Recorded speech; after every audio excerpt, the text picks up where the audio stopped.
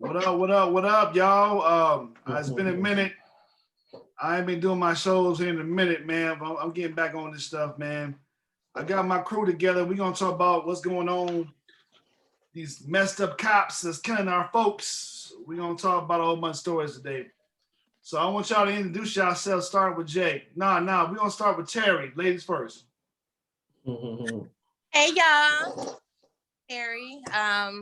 I'm a PCA living in Wakesville. 3 boys, doing the mom thing. Cool. All right, Lashana, what's going on? What's up, y'all? This is Lashana. Nothing much to say. What can I say? I have one daughter, beautiful, educated young lady. That's what's up. What's going on, JJ? What's up, Jakari? Or call me Jay. I'm a father. I got two. I'm here at Colleen. I'm a contractor. Hey, you know me. No, Big no. Al. You know what I'm saying? Big Al, no kids. You know what I'm saying? I want some babies. You know what I'm saying? But, hey, it is what it is. Yeah, man. We gonna talk about this drama that's going on in the States now. Let's talk about the oh my God. The guy that got convicted. The George Floyd's murder. Let's talk about that. And let's start out with that. And how y'all feel about the conviction? First of all, how y'all feel about that? What's up? It's about time. It's about time. But you know, I gotta say this. He's only been convicted. He hasn't been sentenced. You know what I'm saying? So that's the part I'm worried about right there. I'm worried about the sentencing. So we really can't celebrate just yet because, you know, he ain't been sentenced yet. You know what I'm saying? So we don't. But it still felt good. 5 years or 40 or whatever. We don't know. You know what I'm saying? So how y'all feel about that? I think they're gonna try to railroad a little bit on that, personally. But the conviction for me, and y'all know I'm a very sympathetic person, was kind of I was happy, right? Yeah.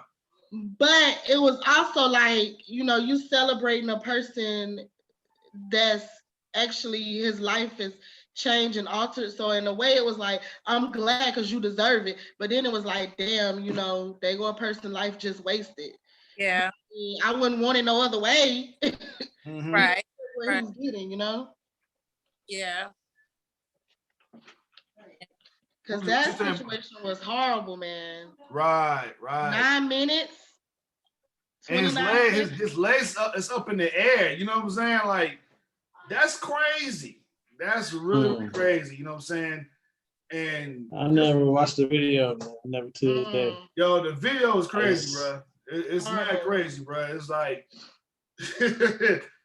it's when he has knee on his neck, he's screaming for his mama. He's like, mama, you know what I'm saying? He's like, mom, you know what I'm saying? He's reaching out for his mom and shit, you know what I'm saying? And dude was like putting pressure on his neck and his legs, it was in the air. That's how much pressure he put on him, man. You know what I'm saying? Yeah. Like, it's nothing. You talking about he had drugs in the system, so what? You know what I'm saying? Right. The bottom line is you suffocating this guy. He had drugs in the system or not? He's being suffocated. Right. Right. So I mean, like, I don't get that. I'm glad he got convicted. My main thing is the sentence. I want this to go down for like 75. You know what I'm saying? Like I want him to go down. You know what I'm saying? But y'all know that judge seemed very sympathetic towards him, though, a little bit. Right. And So I think that's the problem. Huh? To me personally, I think it's gonna be another trial. I think he's gonna try to give him a To trial throw it out.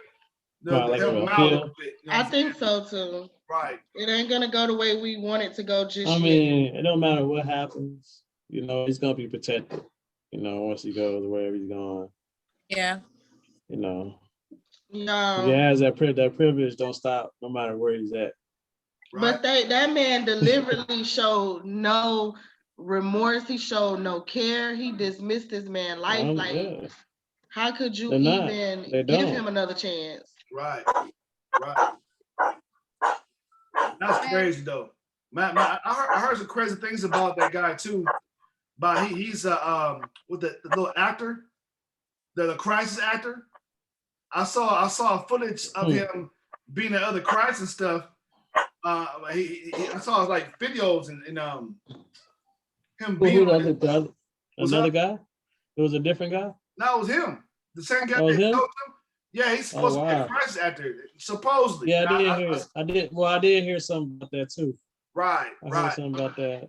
Right. He did like two crisis events, you know what I'm saying? And we just don't know about this whole situation, you know what I'm saying? Like I'm glad the dude got convicted, and it's a first step in a long, long time, you know what I'm saying? Like we need this right here, but we need him to go down.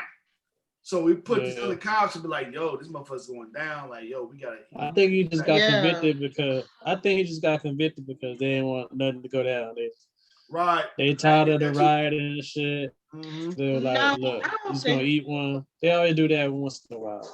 But I don't think so. It's just you can't look at that video and say this man was like innocent. There's just no way in the hell you can look at that video and say, oh, we just gonna convict him because we don't want nothing to come down. He's guilty. He said and he killed that man. Right, but what Jay was saying though, he only got convicted. And this is my problem with black folks. You know what I'm saying? My peoples, they think conviction is a victory. It ain't no victory. No victory in it, that's not a victory yet. He ain't been sentenced yet. They're playing the game because it's a system. We can't forget that's a system. Right. It works. It's a well-oiled system. It works and does what it's supposed to do. Right. Yeah. So like Alan was saying, we get it seems like a victory. A lot of our people are like, okay, they're content with that. It goes nowhere else. Right. You know, until the next thing happens, then the next thing happens. They ain't worried about the sentence though. They ain't say nothing about the sentence. You know what I'm saying? People don't realize that there's a sentence involved with this stuff, man. And what Jay was saying, Shonda, they did this stuff so there wouldn't be no riots. There wouldn't be no stuff out in the streets. Somebody breaking them people's buildings and stuff like that. And I think that's. And so you saying they did it on the white people side? That's smart on their side. You know what I'm saying? It was a factor. They didn't say that's why they did it, but it was a factor. No, it was a factor. It was a factor. Right. Oh, you open it. The white supremacy, you know what I'm saying? The white supremacy, man, that's the tactic they do it. You know what I'm saying? That's how they roll. That's how they roll. Well, what was you saying, Terry? Yeah, I feel like they're gonna find some type of loophole. I feel like they're gonna find there you go. Your phone's breaking up. We can hear you. You good? You good now? Oh no, hold on. I can't. Can you talk? Can you hear me? Yeah, we hear you now. Go ahead. So I feel like they're going to find some type of loophole to either try to not make the sentence as try to make it not stick. You know what I'm saying? I feel like you'll see. I feel like they're going to find some loophole because if you think about it, it seems like every cop that has done this, somehow, some way, there's a loophole in it. Somehow they either get some out of it or gets a lesser sentence. Do you see what I'm saying? Right. And it's sad because it's really sad because it's getting to the point where I'm like, when are you all going to make them responsible? Right. For it's not gonna happen. Yeah. Are supposed to protect the civilians. You're supposed to make sure we're safe, not kill our children, not kill our kings, not kill our queens. You know what I'm saying? You're not supposed to do that. You know, how are we supposed to be able to trust you all to protect us when y'all killing our children? Right. When y'all killing our husbands, our wives and all this stuff. Just like with the boy in Virginia, like, what the world? You know, I'm live. So yeah. I feel like they're gonna find some loophole. We got the conviction, but what's gonna come after the conviction? Right. And I want you to talk about the guy in Virginia too, because I didn't hear that story about the guy you're talking about in Virginia. I know about that. I know about the military guy that got put over in Norfolk, but I didn't know about the guy you're talking about now. So I want you to talk about that a little bit more. But I want to get back to Jay. What do you think about this whole situation, bro? Well, with the what? I already had my comment. I already, talking with the George Floyd. Yeah. I mean, I don't want to say what she was saying.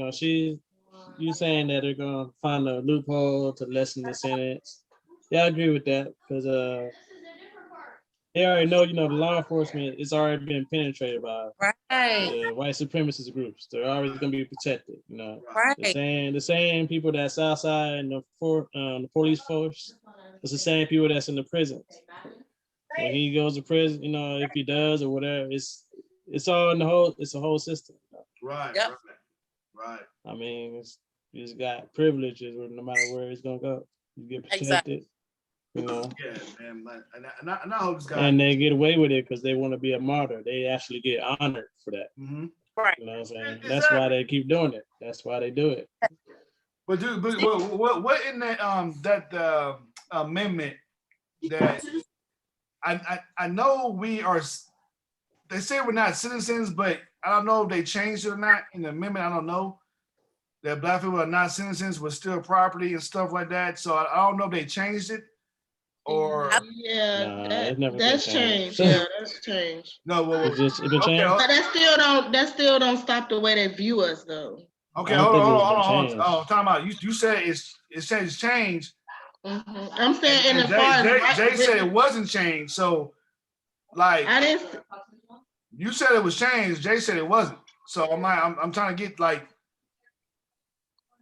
is it changed or not? You know what I'm saying? Actually, I don't really think it's changed because that's why they keep killing us. Actually, we're the land. We're not. We're the people. Really. I want my 40 acres in the mule. You know what I'm saying? When am I gonna get that? You know what I'm saying? Like, I ain't never coming. It ain't never coming, bro. It ain't never coming. Yeah, and I ain't even worrying about that part right there. Like, did you hear about this story in Illinois? This one town, I forgot the name of that town, but it's a town in Illinois, and they started reparations for Black folks in that town. But there's a catch, okay? It's always a catch. You're not getting the money for one, okay? They're putting the money back into the what's it called, housing.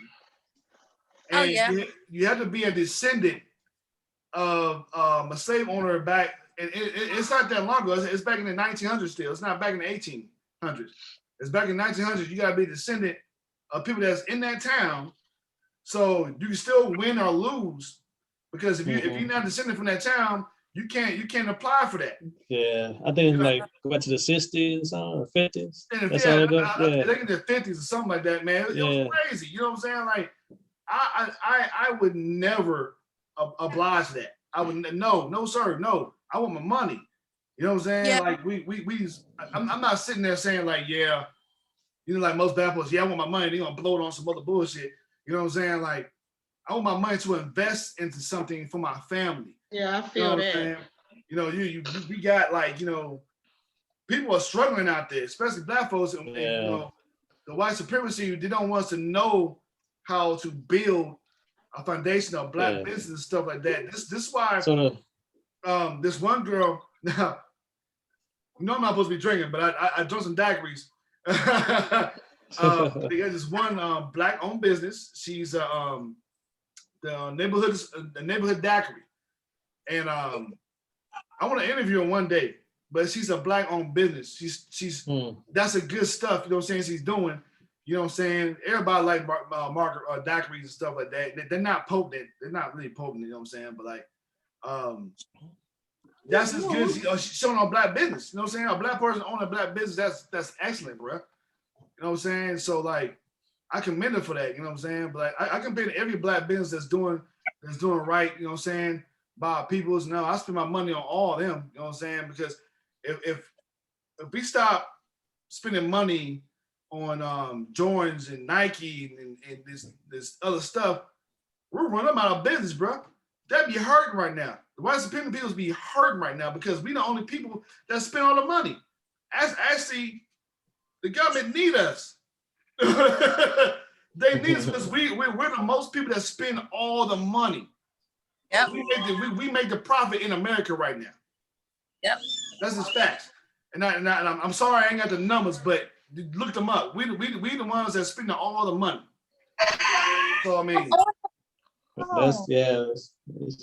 it's harder than that, you know, because the reason why we spend the money is because we see someone who sold out on the damn cover or whatever event we buying, you know.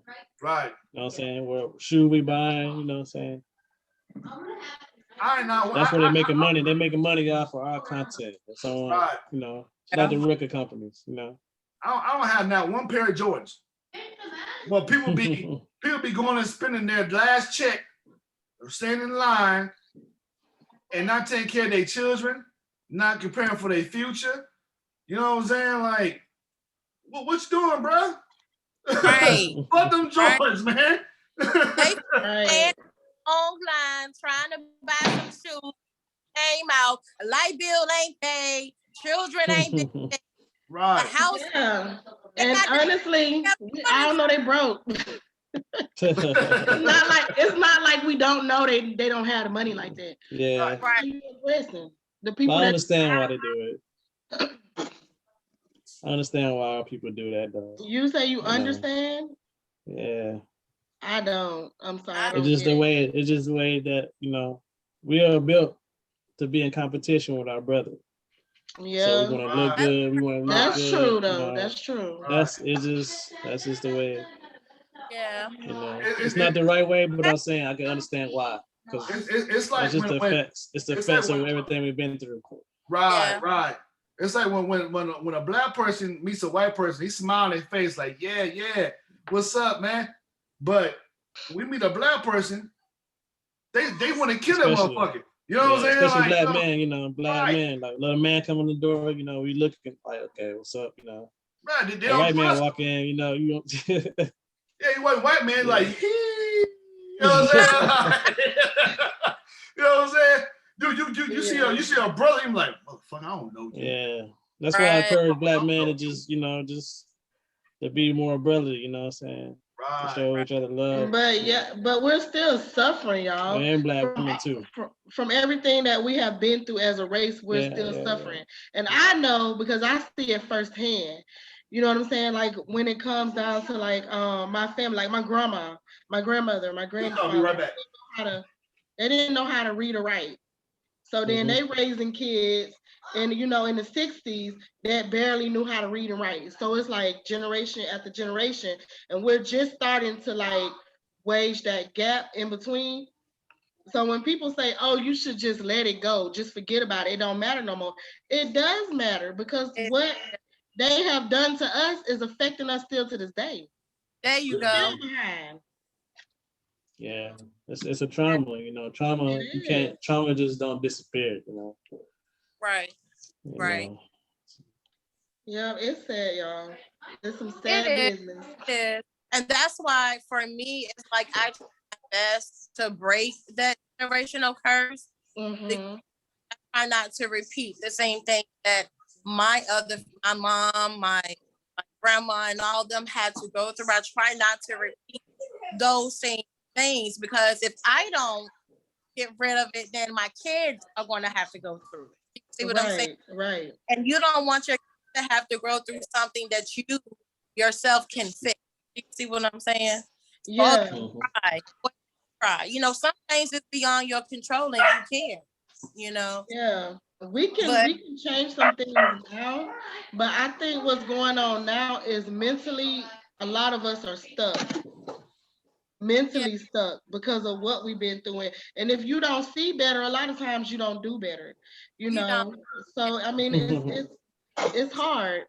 Yeah. It's a hard situation. That's why I just had to break myself loose and kind of focus on myself. This is the age of breaking traditions. For me, that's why I say because that's how we survived our tradition. But now we're in the age of information. So if you don't know, then you know. Right.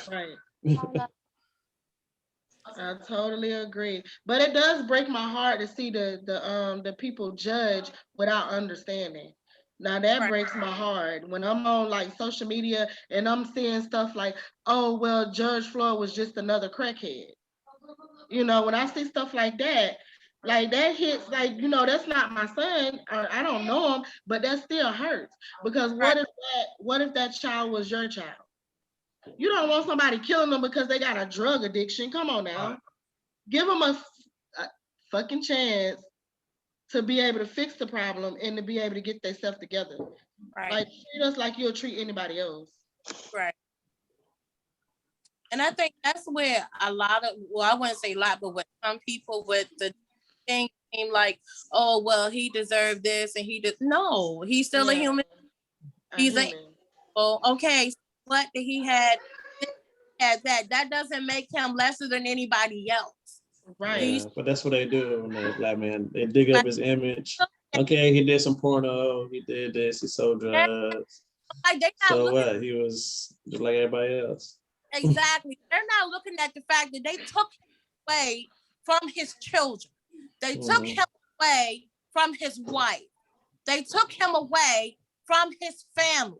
Right. If the cops could have went the other way and do it the way that they were trained to, it would have never went that way. But you got some cops now that already went into the force already crooked from the beginning. Mm-hmm. You know what I'm saying? And so they look at that. Yeah, we a cop now. We get to do what we want. That's like this post I seen on Facebook. I don't know how true it is, but this post I seen on Facebook where this cop didn't know that I guess his stuff was being recorded, and he told the boy that he stopped like a traffic stop or something, and he told the boy, "I'm gonna whoop your ass." What type of stuff is that? They say you're supposed to be an officer. You're supposed to protect us. It seems like already white supremacists from the start. So you're going to use that, oh, we're going to get these black people. We're going to kill these black. But you know what? Their day is coming because 400 years already been up. You hear me? The 400 already been up. So yeah, it's coming. They're going to get all that stuff. 500 plus. 500 plus. Right on back. Trust and believe me when I tell you. Trust and believe me. They're not going to see this stuff coming. Do you hear me? They ain't gonna see it coming. They're gonna be like, oh, we sorry. No, ain't no need to say you sorry now. You done already disrespected us. You already did that. No, your day coming. It's coming. Done got me all riled up. Yeah, and that's what they scared of. That's what they're scared of right there. Because they know the tides are changing. They feel it changing. And they're scared of it. Right. I mean, like, you know, you know the birth rate of white people is going way down. They're not making no babies. We the ones is still producing. You know what I'm saying? And the birth rate and the death rate is going. Right. And you death rate going up, birth rate going down. Yeah, you see a lot of commercials now. They ain't no black and black couples. They're black and white couples. You know what I'm saying? And then mixing together, you know what I'm saying? I'm like, hold on, wait a minute. What the hell's going on with this shit? You know what I'm saying? Like, when do we ever see a black on black couple with the black man is with their wife and take care of his seeds? You know what I'm saying? We will never see that stuff. Because they always want to put down the black man, you know what I'm saying, put him in jail, you know what I'm saying, puts false charges on the person, you know what I'm saying? Like, the black man is no good. Now, that's the thing they're trying to put out. You know what I'm saying? The black man the black woman is wretched and ghetto, right? The black man no good, and the black woman is wretched and ghetto. Oh, we already attitude. We snap our necks, and we all it's crazy. And I get in confrontations because of that. Because I have an afro, right? I go in the store and I say, look, I got a problem with this. The first thing they say, oh, she got an attitude. No, I don't have an attitude. I'm a paying customer like any other customer. Right. So treat me as, you know. They got mad just because she got an afro? Well, I do get the stereotype. Dark skinned black woman. I automatically have an attitude, and I'm probably one of the sweetest people you want to meet. Right. Yes, I'm natural myself. We do it too, black men. We stereotype y'all too. Y'all do. We do.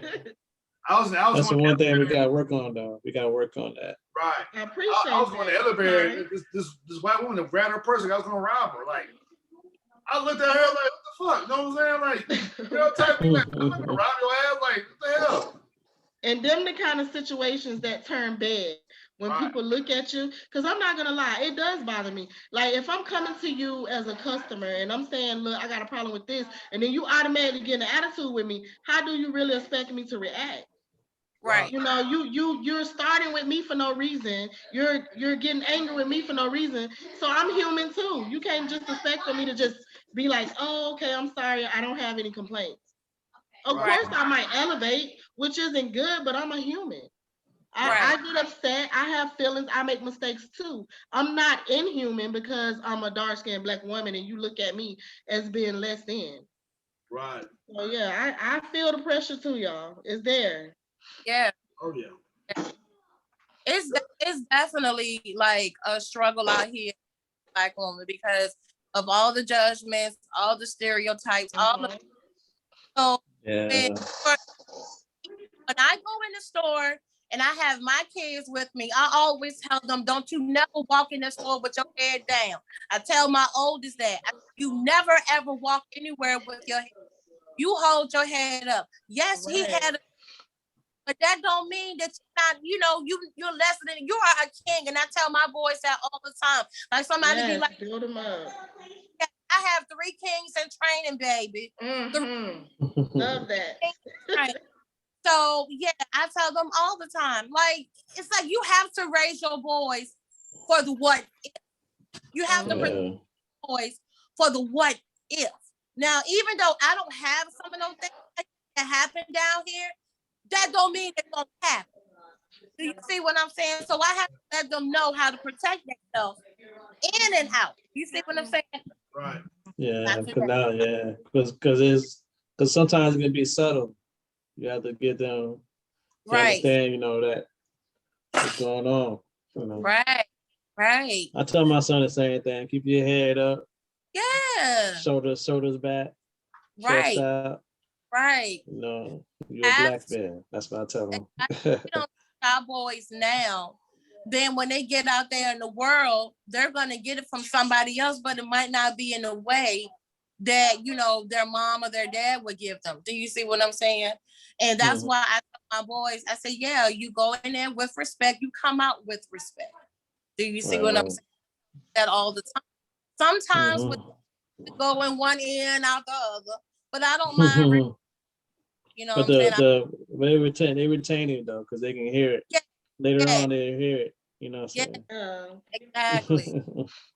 What y'all think about the having to train your kids about traffic stops?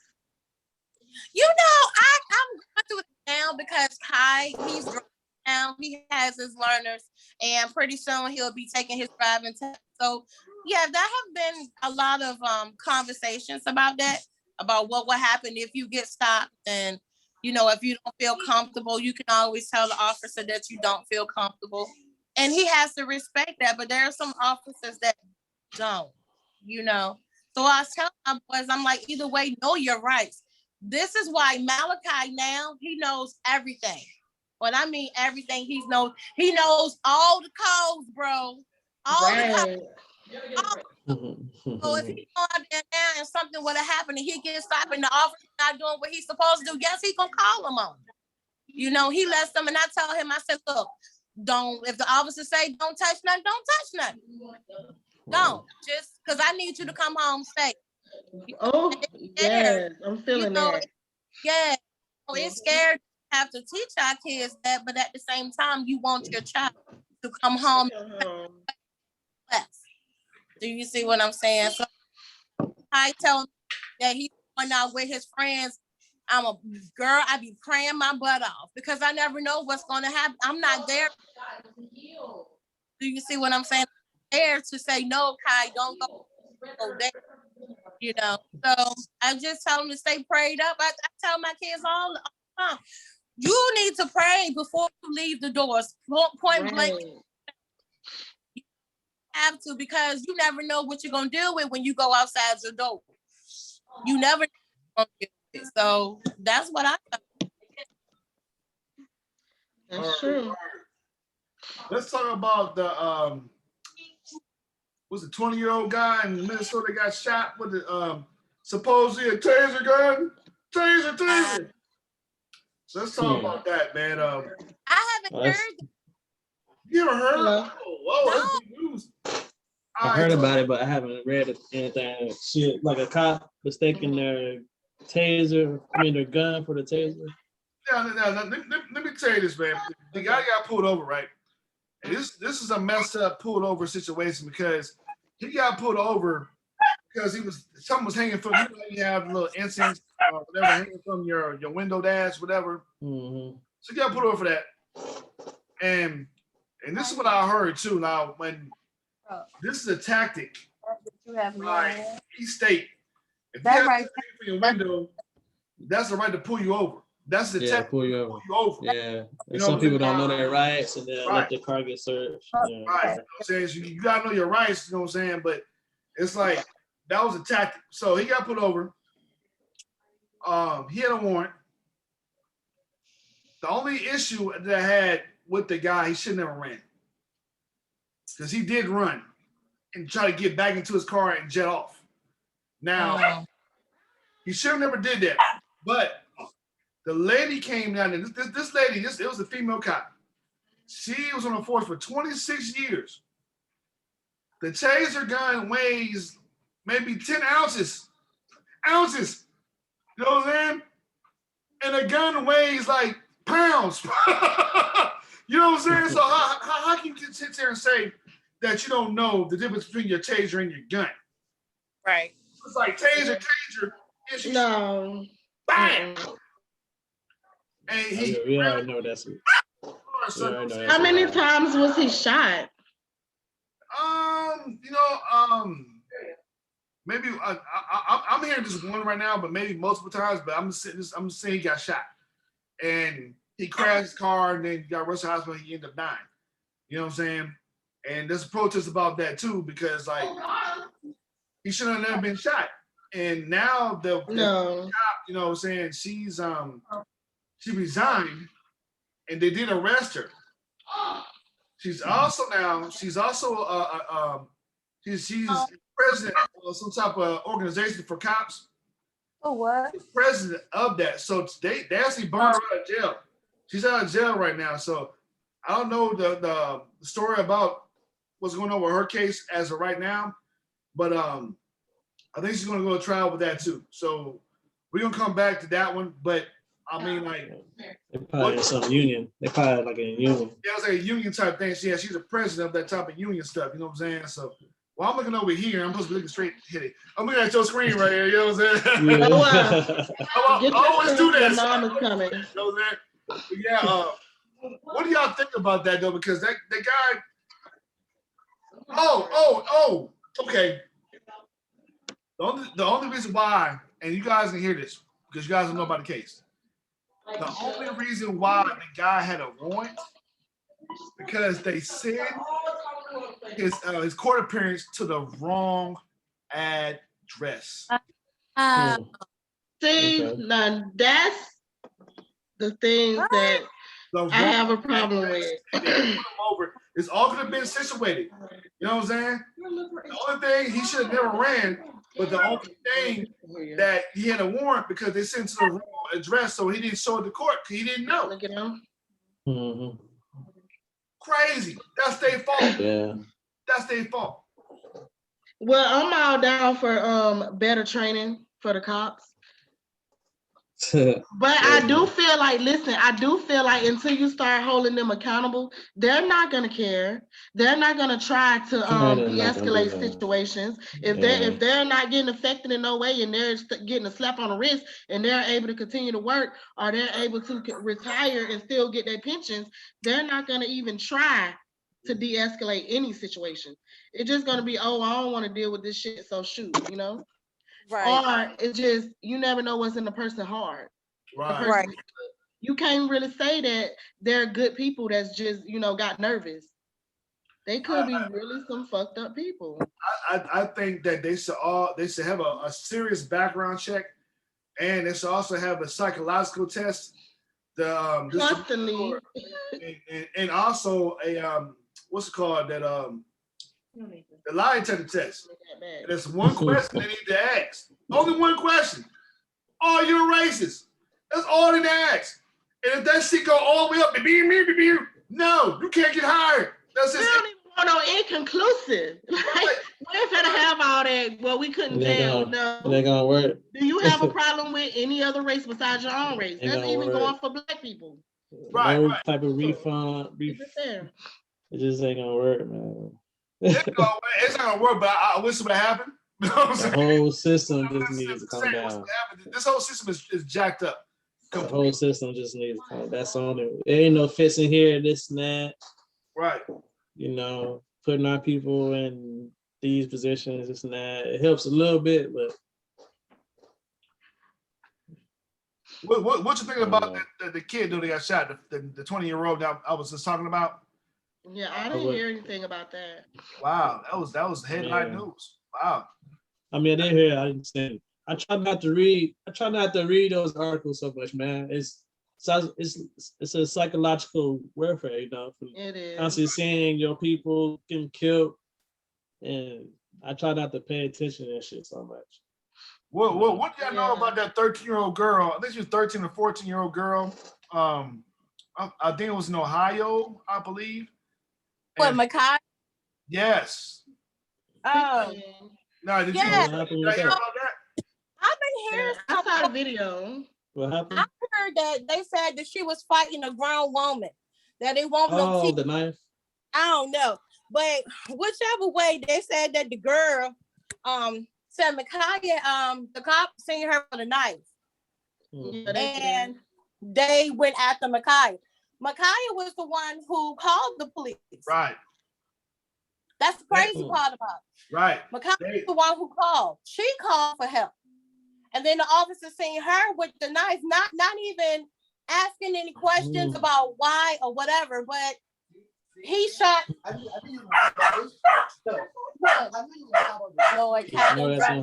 the way he shot her though. Look, my son down tell you about Malachi. He was come on.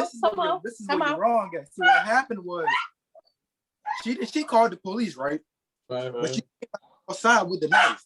She could have stayed in the house because she went in the house to call the police. So you're saying that you came outside to attack the person with a knife. Being that she came outside, already hit one female. She's on the ground. The officer came back. He was like, hey, what's going on? He told her to stop twice. She didn't stop. She went up to the female. She had a knife like this. She's about to stab her. Now, he has two choices.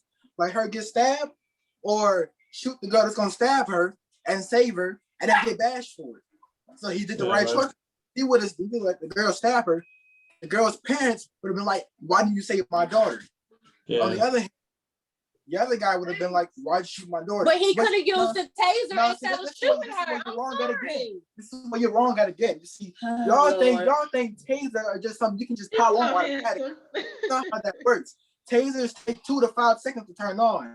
Being a day, run off a bag. He's right. He's tasers right. They're only successful 40 to 50% time out of all time. Right? Yeah, because some people can still move and operate. You have to have 2 prongs. There's 2 prongs inside of a taser that actually attached to the body.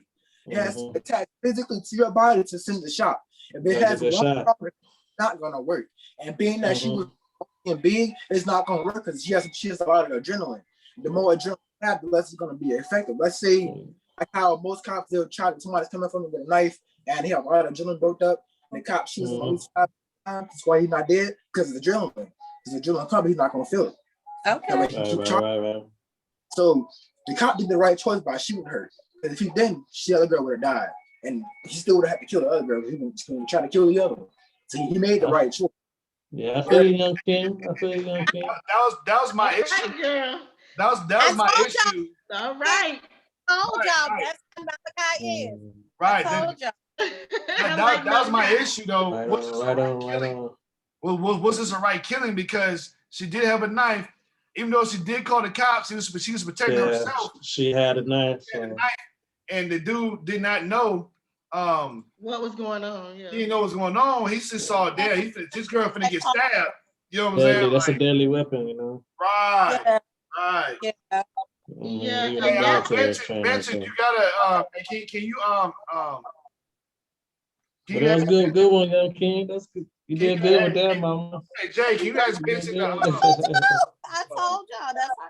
Put a shirt on so you can come on in. I know, man. I was like, put the shirt on, man. Nobody want to see your little. Right? He trying to act all like he Bruce Lee. Yeah, man. You ain't got no muscles, man. Hey. You ain't got no muscles, man.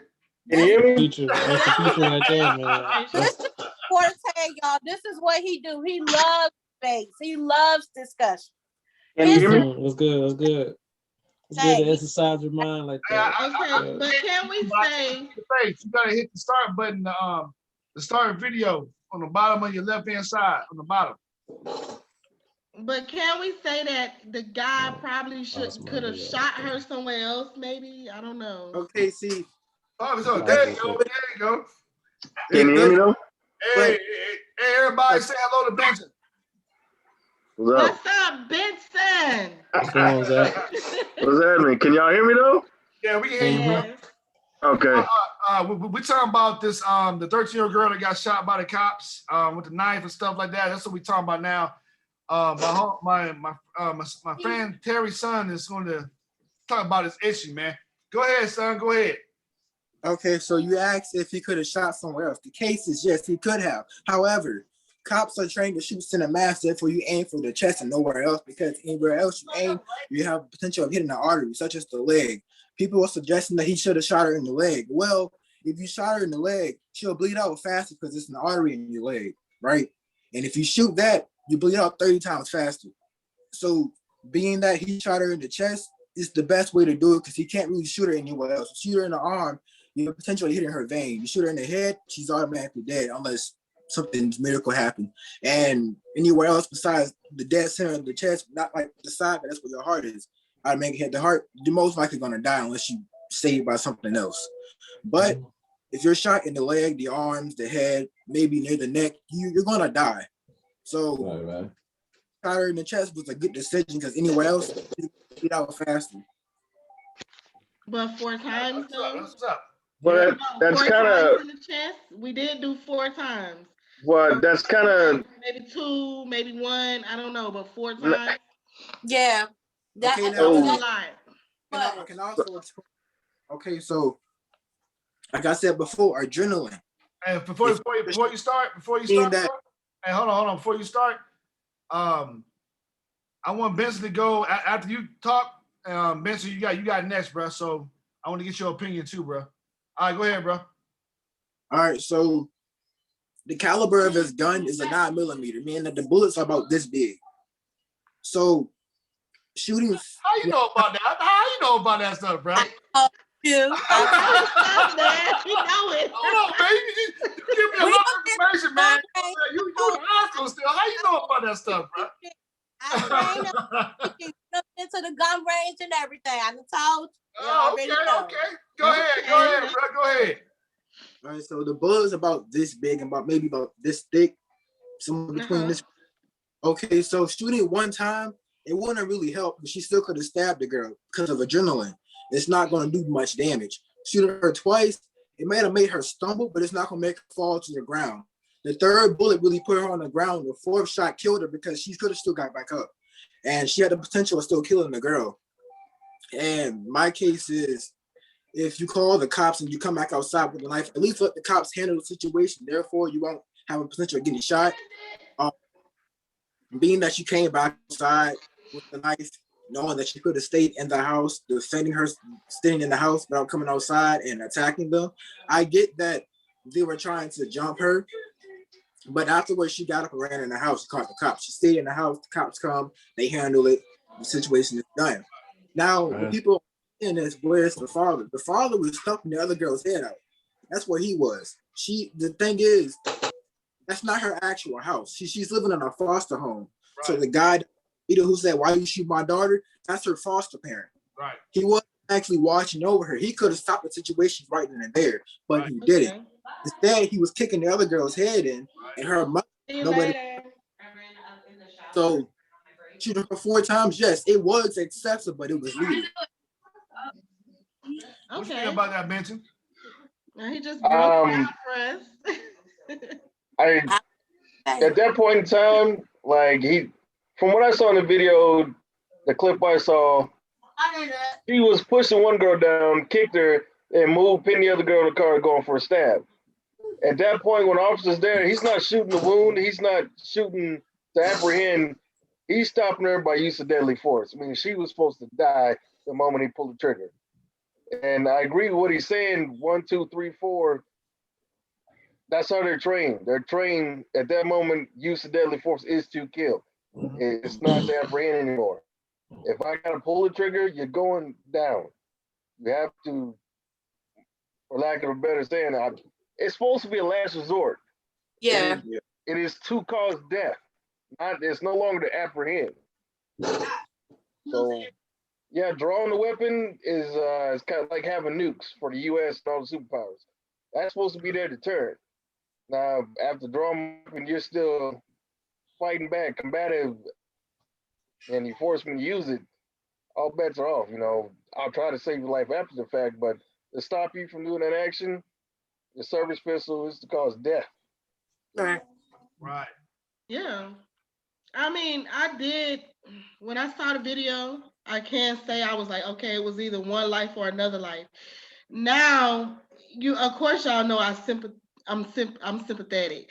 So I did feel sorry for the 16-year-old. For the simple fact of it is her background wasn't as good. She was a foster kid, so that lets you know she had a lot of damage mentally and emotionally.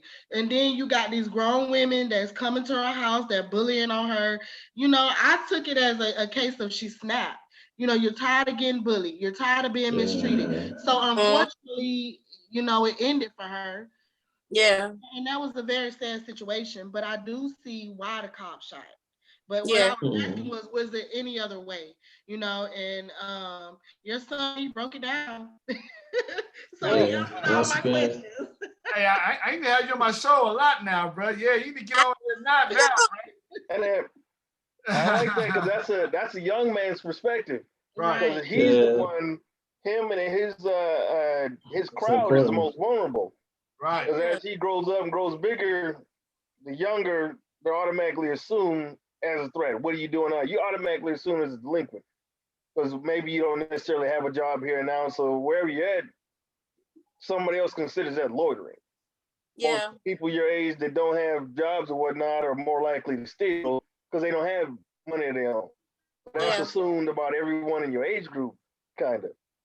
So just you being around perceived as a thief or a threat I'm glad you're informed. So that bleeds into one of the reasons I logged on today, because I wanted to talk about the incident that happened with the kid in the car. We talked about it. We're gonna come back to it, man, because I know you wanted to talk about it. We talked about it already. We're gonna come back to it because I know you want to talk about it and stuff. And then we're gonna talk about Terry's incident in Virginia. I ain't hear about that story, so that'll be a good story to talk about.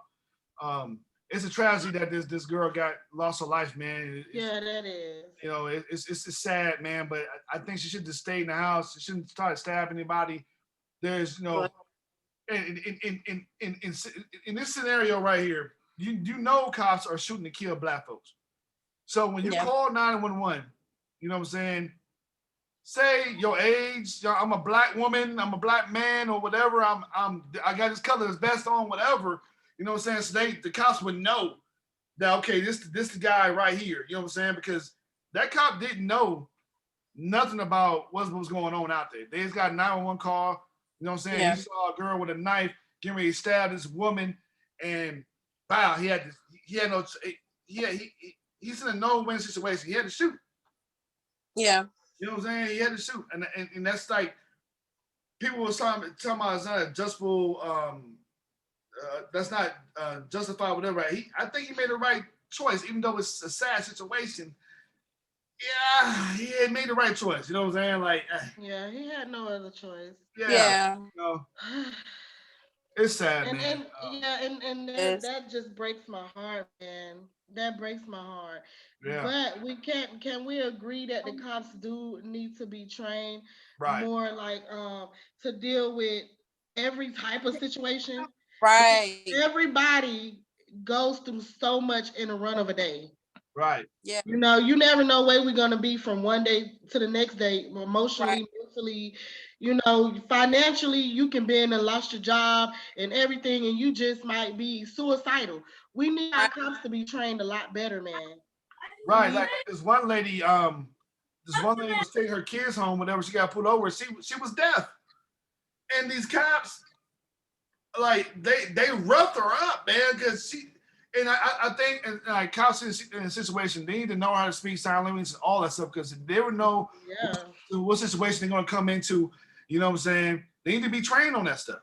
You know what I'm saying? Yeah. You know what I'm saying? Like, that's not even half. That's not even half. What about the lady who was deaf? She was trying to do something at DMV, and the lady at DMV, I guess I saw that video. Yeah, they thought they had her, and they didn't understand, and so they called the cops on her. Do you know this cop turned around and did the most wonderful thing ever by helping her, and he knew sign languages. And the lady was shortchanged. She didn't have enough to cover all her fines or fees or whatever. Do you know this cop came out his pocket for her? So it lets you know right then and there that not all cops are bad, but it makes for the cops that are good. You know, it's hard for the cops that are good. Right, that's just one. You go back to LA, they're the most racist cops in the whole United States. You know what I'm saying? The whole force is racist. You know what I'm saying? So just imagine other locations, different states. They're all the same thing, bro. Right. You know what I'm saying? Like they mostly all white cops. You know what I'm saying? It's good enough we have some black cops on the force. They assholes too sometimes. They want to make a statement with black folks. You know what I'm saying? Like, you know, but like, you know, when you got mostly a white force cops, and most of them are probably raised in KKK bullshit, you know what I'm saying? They want to shoot to kill black folks. You know what I'm saying? That's what they do. You know, but that's why I'm going right back to the conversation that was had earlier about, you know, them being fully trained, and also them taking the lie detector test, showing if they do have or are part of a white supremacist group, or if they are racist from the jump. That would alleviate a lot of shit. Right. It would alleviate a lot, because some cops take that authority and run with it. Right. Do you hear? Some of them take it and run with it, and it's sad, because it's like, oh, okay, you still feel like we back in the slavery days, but no, when we react towards it, you're gonna kill us. So now it's like, oh, we just have to listen to what you say so that we can make it home to our family. You're gonna put your knee in my neck. You're gonna put your hands on my neck. You're gonna stomp me. You're gonna shoot me. You're gonna do whatever to me, but I can't do anything because I need to make it home to my children. Do you see how crazy that is? Right. Do you see that? So it's sad that, you know, that's happening. That's why they should go to the, you know, the extensive part of it, of doing the lie detector test, showing if anybody or any part of any racist or hatred group from the start. That would alleviate a lot, honestly. And they need to be accountable for their actions too. They need to be accountable for their actions. So if you kill somebody and you know you're wrong, you need to go to jail. Yeah. You need to go to jail or lose your life. An eye for an eye. Mental, you know, issues. Like, have you ever been in counseling or you know, especially for, you know, people that coming from off of military and going straight into it. Some people, like some cops that I know, some of them have, you know, mental issues about that. Some of them are hurt by it. Some of them had to take people's lives that they didn't want to. And then you go into a force and you put in this environment, some of them can't handle that. Do you see what I'm saying? They react on whatever they feel like. You see what I'm saying? Right. So, I mean, I don't know, but yeah, I do feel like they need to have that lie detector test on site. Mm-hmm. Like, for real. Like constant. They do. All right, let's get back to the question that Benson wanted to talk about, man. And you got the floor, man. Go ahead and talk about the situation with the 20-year-old got put over by the cop with the taser situation. Well, I kind of want to get how people feel about it, because when I saw from what people I've talked to, they're more concerned with the cop's experience and how did she mistake this for that. And me personally, from what I saw, I'm not sympathetic to the cop, but I can understand in the heat of that moment, what she forgot to do was holster the gun and pull the taser. Oh. That's in my opinion, because from when I seen the body cam of them pulling up, one cop's already at the car door talking to the kid. Her and her partner walk up. The kid decides to jump back in the car, which, in my opinion, that's a no-no. Right. Yeah. And that's why we talk to our kids. Don't ever do something like this. Right. They got you. They got you out of the car. They got a cup. You're caught. Yeah. Now it's just, hey, let your lawyers handle it.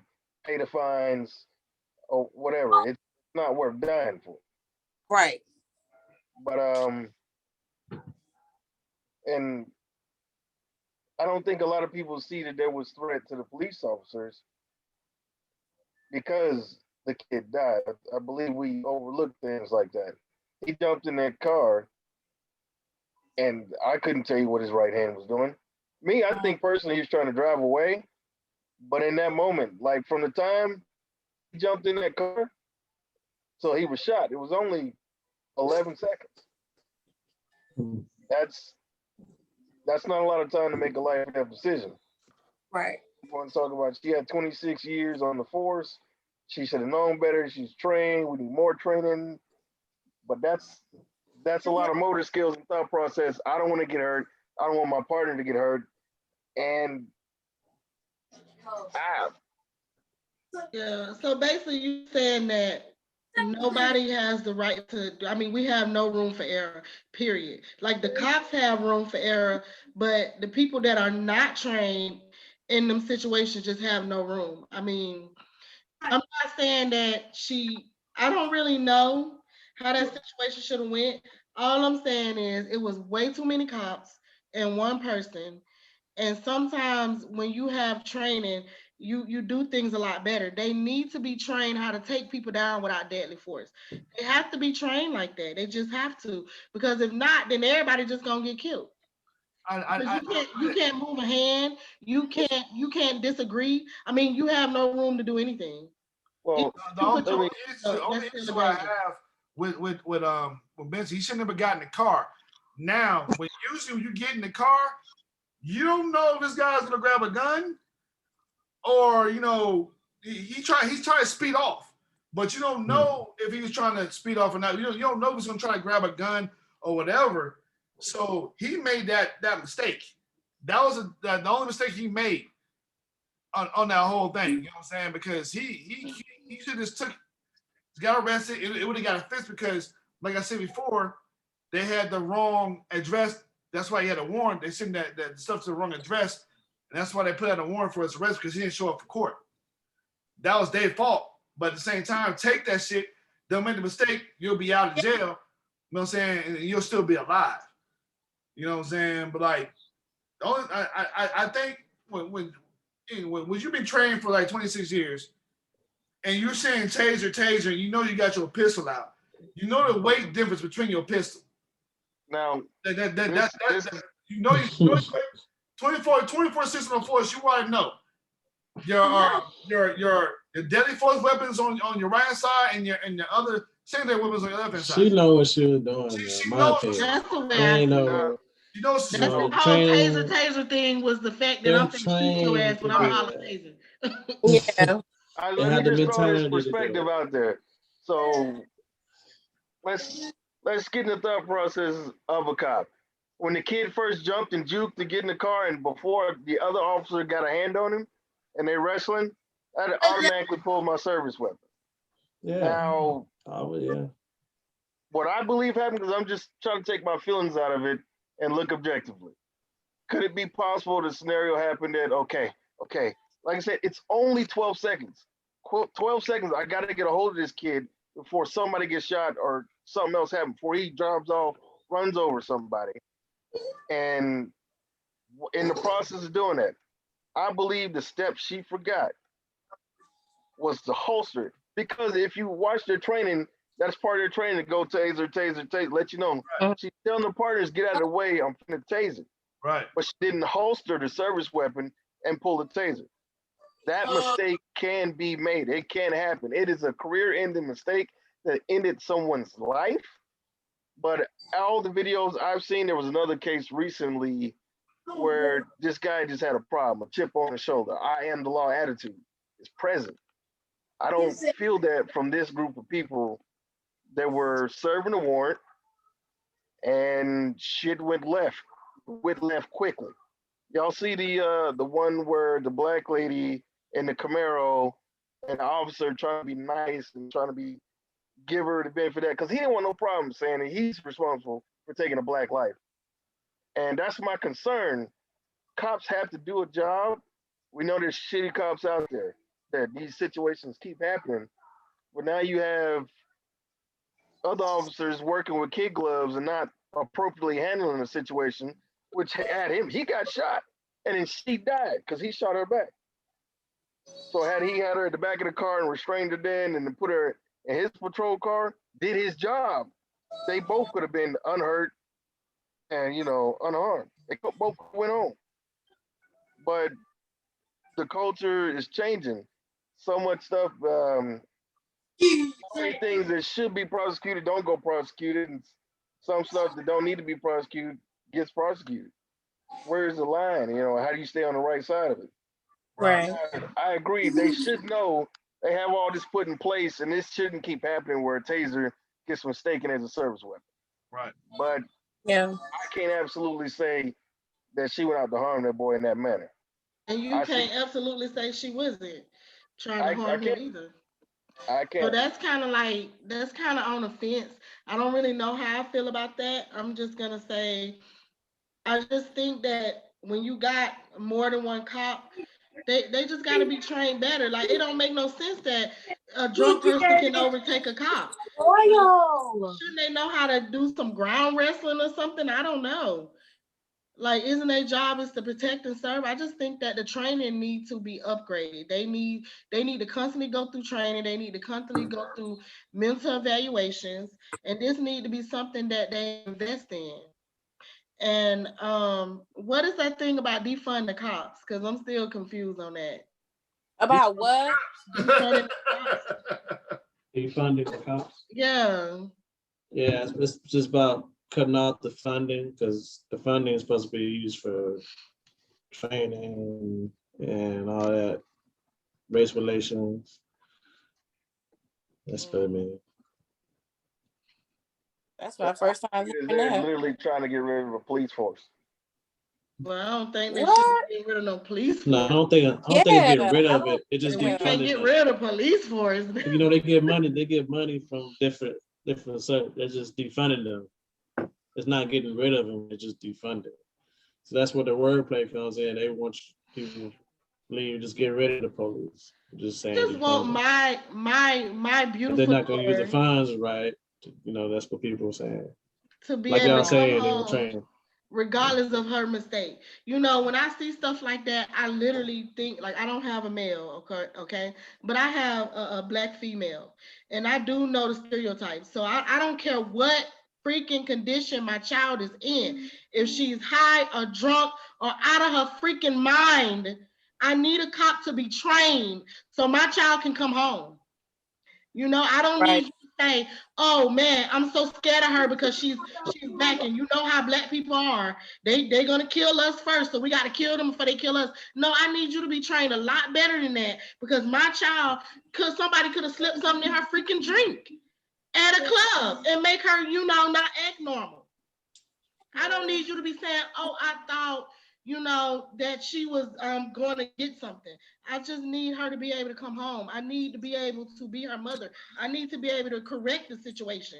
But when you making a decision so quickly and you take her life, you just rob me of the opportunity. Yeah. So that does bother me. It really does. As a black mother, it bothers me that my child is going to be stereotyped and don't have no room for error, period. Like, she's not even human no more at this point, because she's just, I don't know, a lion. I mean, hell, I think they would give a better chance to a damn lion that's attacking. That's just my opinion. A lion to get a damn dart. You'll shoot them and put them to damn sleep. Like, come on now. Unless it's a gorilla. Can't give gorillas second chances. Because they didn't give that gorilla another chance. Yeah. I don't know, y'all. It's just like I said, it's just crazy. Everything is just crazy because I see it on both sides. Do you see what I'm saying? And I see it even more, especially when I watch stuff, and then when I do explain things to Kai, I have to deal with the debate. Do you see what I'm saying? Because he shows me on both sides, more so particular when it comes to the government, when it comes to the military and all that. That's him, because he's leaving me this year. He's leaving me after October to go into I think boot camp for the Marines. So this is what he wants to do. So I have to encourage him, but also let him know, as a Black man, what you will be when you grow up, you do have three strikes on you. One, you're Black, one, you a male. They see you as a threat, So I let him know on site, this is what you're dealing with. So I need you to protect yourself when you go with your friends. So not only protect yourself, but protect your friends too. Make it home safe so that at least I have my child back. And then 3, be respectful. I don't care if the cop was any kind of way. I don't care what he said. Always be respectful. At least, he can say, oh, I didn't have any problems with this child. Like when I had a traffic stop and I had to go to court, and the cop was like, well, no, the judge asked, did you have a problem with her? And the cop was like, no. And I'm like, why would the judge ask me, did he have a problem with me? I'm like, stuff like that. I'm like, is it because I'm Black? Is it because I'm a Black female? I mean, why did you automatically think that he had a problem with me? So it's just stuff like that. It's crazy. It really is. Yeah, it's not fair, and I don't think it's ever going to be fair. Yeah. Where we're concerned, that's not going to change. But it's extremely harsh. I don't know if y'all seen the one that happened. I don't know, around the same time as the Fort Worth, the guy got shot in his own apartment. Yeah, I haven't heard.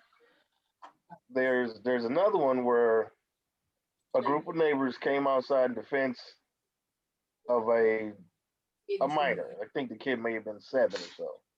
There's some guy out painting a fence. He's painting the fence, and his claim is that the kid came out littered, threw some paper somewhere. So he snatched the kid up. Now, what scares me, because I have a little boy. Yeah. Like, damn, something that simple. To me, I'm thinking, okay, that's assault to a minor. Right. The mom comes out, she calls the police. Police show up, they immediately go talk to the white guy. What happened? What's going on? Our kid threw some paper on the ground. This, that, and the third. Goes over to, and that's a group of her daughter and some of her daughter's friends. She was like 13, and the mom's explaining. And somewhere in the early stages of that, so why don't you teach your kid not to litter? That was his attitude. Wow. I believe he went in there with the attitude. I know 2 to 3 of these people, these Black people out here, got warrants. So he just started riding them out. Put him in cars, kicking them. Oh wow. We called you for help. And this is what you do. And that's his body cam footage. That's not just all the cell phones out there. That was his body cam footage. Wow. So there's a culture that they're no longer Black or white. They're blue. That's how they feel about it. Yeah. There's Black cops that have that same attitude. You ain't got to be a cop. There's a game warden out here where we work at on Fort Hood who literally made the statement, "I am the law." To a bunch of kids getting ready to play airsoft. They're camping to play airsoft across the way. They just had somebody who sponsored them set their stuff up on the wrong side of the road. And this guy is out there with a gun talking about, y'all gonna move this because I am the law. You know what I'm saying? Wow. Kids, bro. They told you they didn't put it over there. Wow. Yeah, it's sad. And I hate social media because social media encourages a lot of people to go out there and argue with the police. Oh, I seen this bad. Oh, I know my rights. You ain't gonna do this. I mean, I think that's stupid. Because there's a neighborhood you wouldn't go out and mess with the wrong people. Right. So if you have sense not to do that, why would you have sense? In my mind, it's like a girl getting in a man's face and threatening to fight him and hit him. You have no idea if you're gonna get hit. They're not supposed to hit you, but nobody else supposed to get beat on and take all that. Right. Say, act accordingly, man. You don't want to get hit, don't hit nobody. Right. I'm not saying like don't break the law. You shouldn't be afraid to die if whatever happens.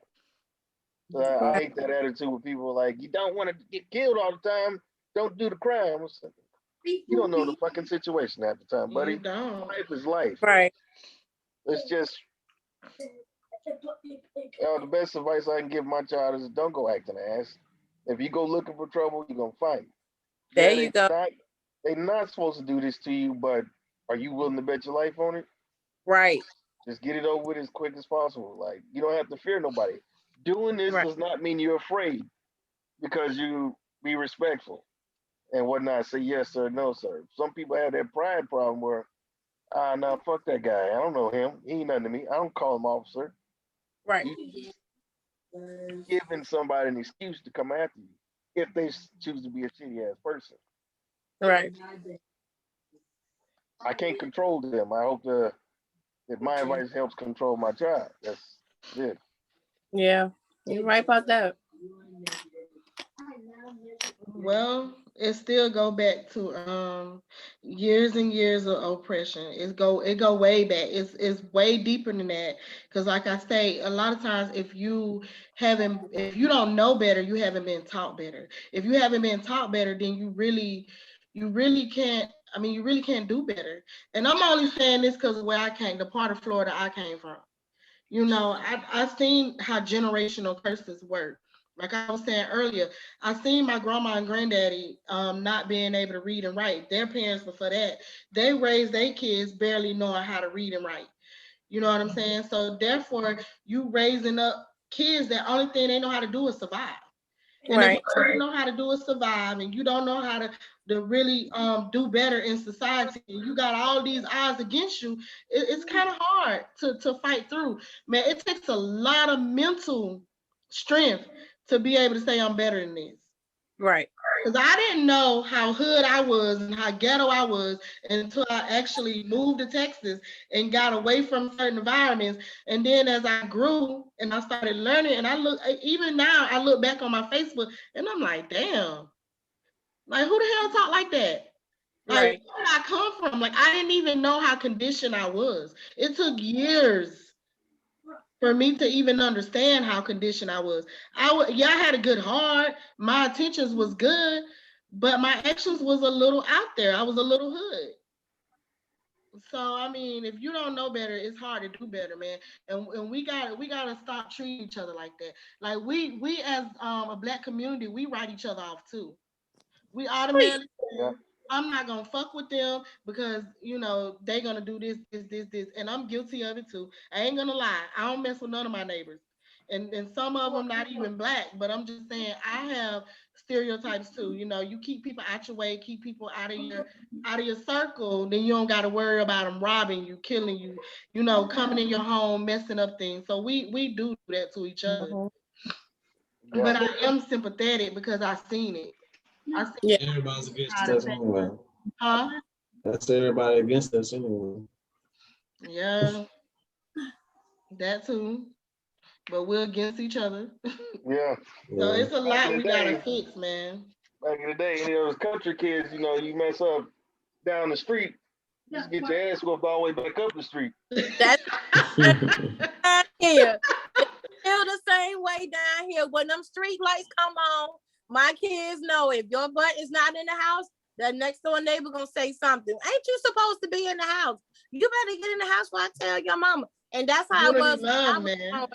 So when I was them street lights come on and you not in the house, everybody in the community know that you supposed to be in there and they either calling your mama or they trying to chase your butt home. Like, that's what I had to go through. And that's the same thing with them. I'm like, hey, y'all know how small this neighborhood is. They know everybody, mama, sister, uncle, niece, and nephew, cousin. So yeah, they know better. But nowadays, don't you talk to my kid? Who is you? That's the thing. That's the thing. And it's crazy because I think it was yesterday, I went to my sister's house and I seen this little girl. She couldn't be no more, but probably like maybe 9, maybe 8 years old, outside by herself, running around. She had a nightgown on, no shoes on. And I was like, oh my God, where's the mom? Right. Where's the parents? So when I parked my truck and I was getting ready to get out, she ran back. So I guess the mom must have came outside. But I'm like, girl, what if she had ran in the road? What if somebody had kidnapped her? Then like, oh, my child, you weren't watching your child. You know what I'm saying? I mean, I don't know if there was something wrong with the child, if she was autistic. I have no clue.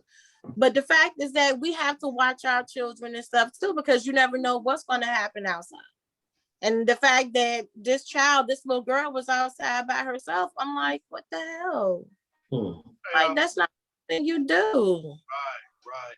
Yeah. Hey, you was talking about an incident in Virginia about this boy that got shot. I want you to talk about that because I never heard about that story.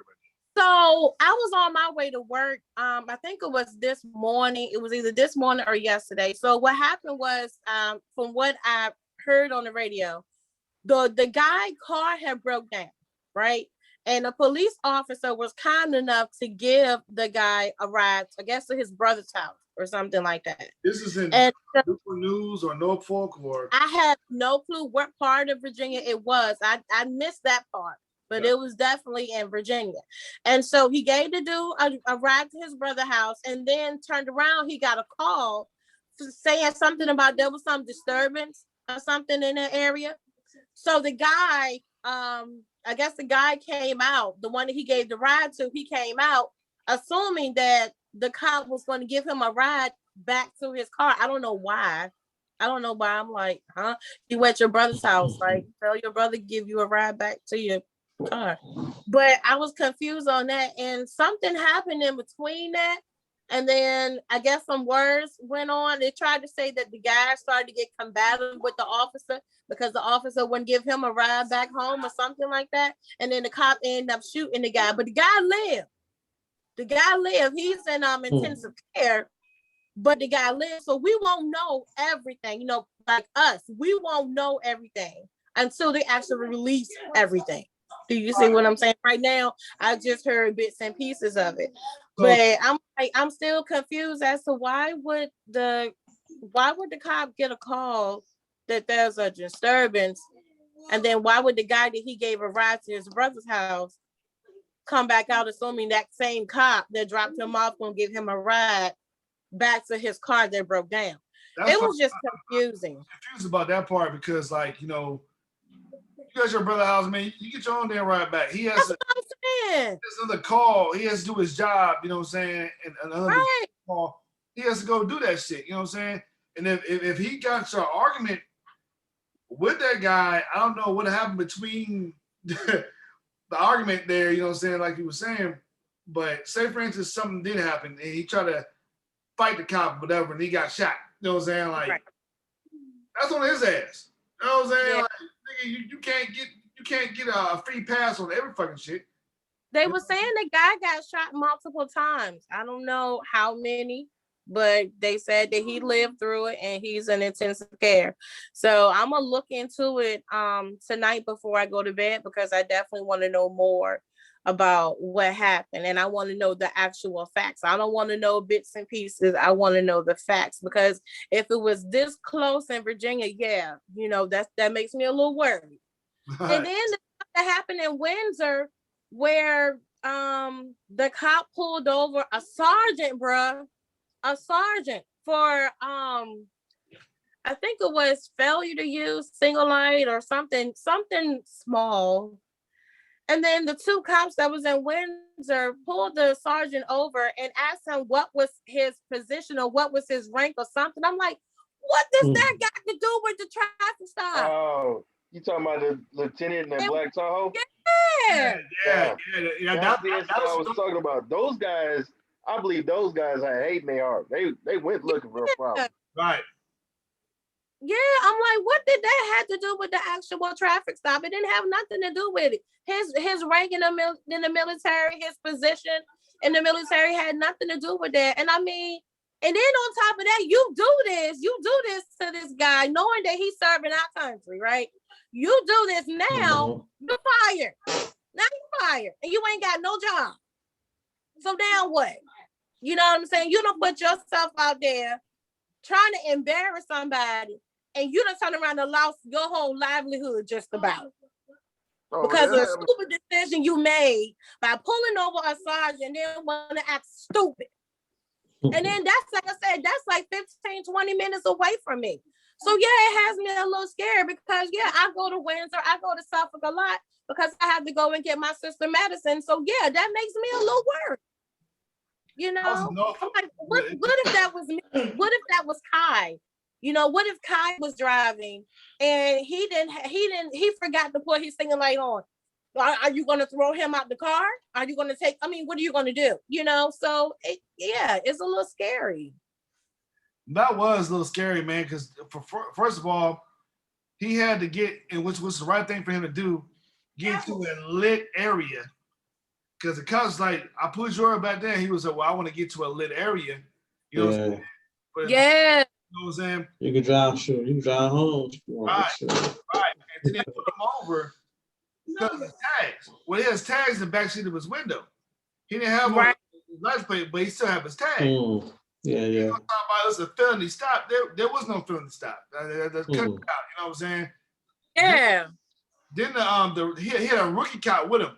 And I think he tried to show the rookie cop, like, yo, I'm gonna show you how we handle business down here. You know what I'm saying? Right. Yeah.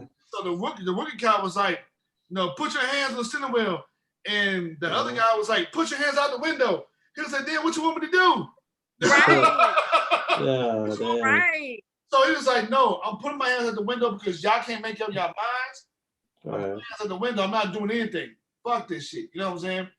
They pepper sprayed him, got him out of the car. You gonna ride the lightning, boy? Man, you know what I'm saying? and then this the mess of thing the cop did. He was saying, well, don't I'm gonna let you go. Just don't report this, you know what I'm saying? Everything will be okay, you know what I'm saying? Right. It's already recorded. It's already out there. Right. Yes. He told he told the lieutenant, the military lieutenant was like, yo, do that shit. Don't report this, you know what I'm saying? He didn't want to get stuck. You know what I'm saying? So like that was crazy at all bands. And I'm mad that the military guy only sued him for $1 million. You should be suing him for fucking like 25 or something like that. You know what I'm saying? Like you sued him for $1 million, man. Come on, bro. But no, he's getting justice, you know what I'm saying? And I hope he does. I don't think that case is over yet because I ain't heard nothing else about it yet. But I hope he does get justice. What he got. You know what I'm saying? That's just crazy. Yeah. But see, the only reason why they do that stuff, like they hold the cops accountable, is because it's a small knit community. Number one, they try to keep a lot of press out the way. They're trying to keep a lot of attention. If you notice, Wakefield, Waverly, Surrey, Smithfield, Windsor, Suffolk, they're small knit communities. So when they're put in the limelight, they don't like that. You see what I'm saying? Not something they got to deal with cops. Bless you. What's wrong with you? Not something that got something to do with, the cops. They don't want that. They don't want that stuff. Yeah. So they try to hush a lot of stuff, which is why that cop was like, don't tell nobody. Yeah. We don't want nobody to know we got this going on in this small community. We already know that Wakefield is racist. I've been raised in Wakefield. Like, it's racist as hell, okay? These people ride around in they big old trucks with the Confederate flags, like they don't give a damn. When you come down 460, it says, welcome to Wakefield, and right down the bottom, it has the Confederate flag right there. We've been trying to get this stuff taken down for the longest time. one of my church members got a death threat, y'all, because she was trying to put up, trying to do a Black Lives Matter, you know, like a little small protest, just everybody get together. Nothing, you know, rational, nothing like that. Do you know she got death threats for that? Wow. Yeah, and the pastor got death threats. Like, it's sad. It's really sad. Like, I told my kids, I said, I remember one day we were walking to the store, I believe, and down here we call this thing, when we walk through there, we call it the pipe. Okay, it's like you walking through the pipe is what we used to say when we were kids. And so, but as we were walking, we seen a whole bunch of KKK members having their little meeting, you know, their little meeting. And I think it was me and a couple of other friends. So we got scared and we ran home. Do you know they turned around and looked at us? We didn't know what was going on. So I tell Kai and, you know, Tyree, don't y'all go near that way at night. Don't go walk the pipe. Don't do nothing, you know, because after the store closes, they have a little meeting back there, and they still do. Here it is, 2021, and they still have that stuff there. So, you know, it's kind of like, okay, y'all should not be doing this. Like I told Kai, you never know what cop you dealing with. So make sure you put your singer light on. Make sure you don't follow too close to somebody. Make sure you do what you're supposed to, because you never know what cop you're going to deal with. Right. You know? So, and that's how it is. Like, we know half of them on the force, well, not half, but some of them are racist. We know that.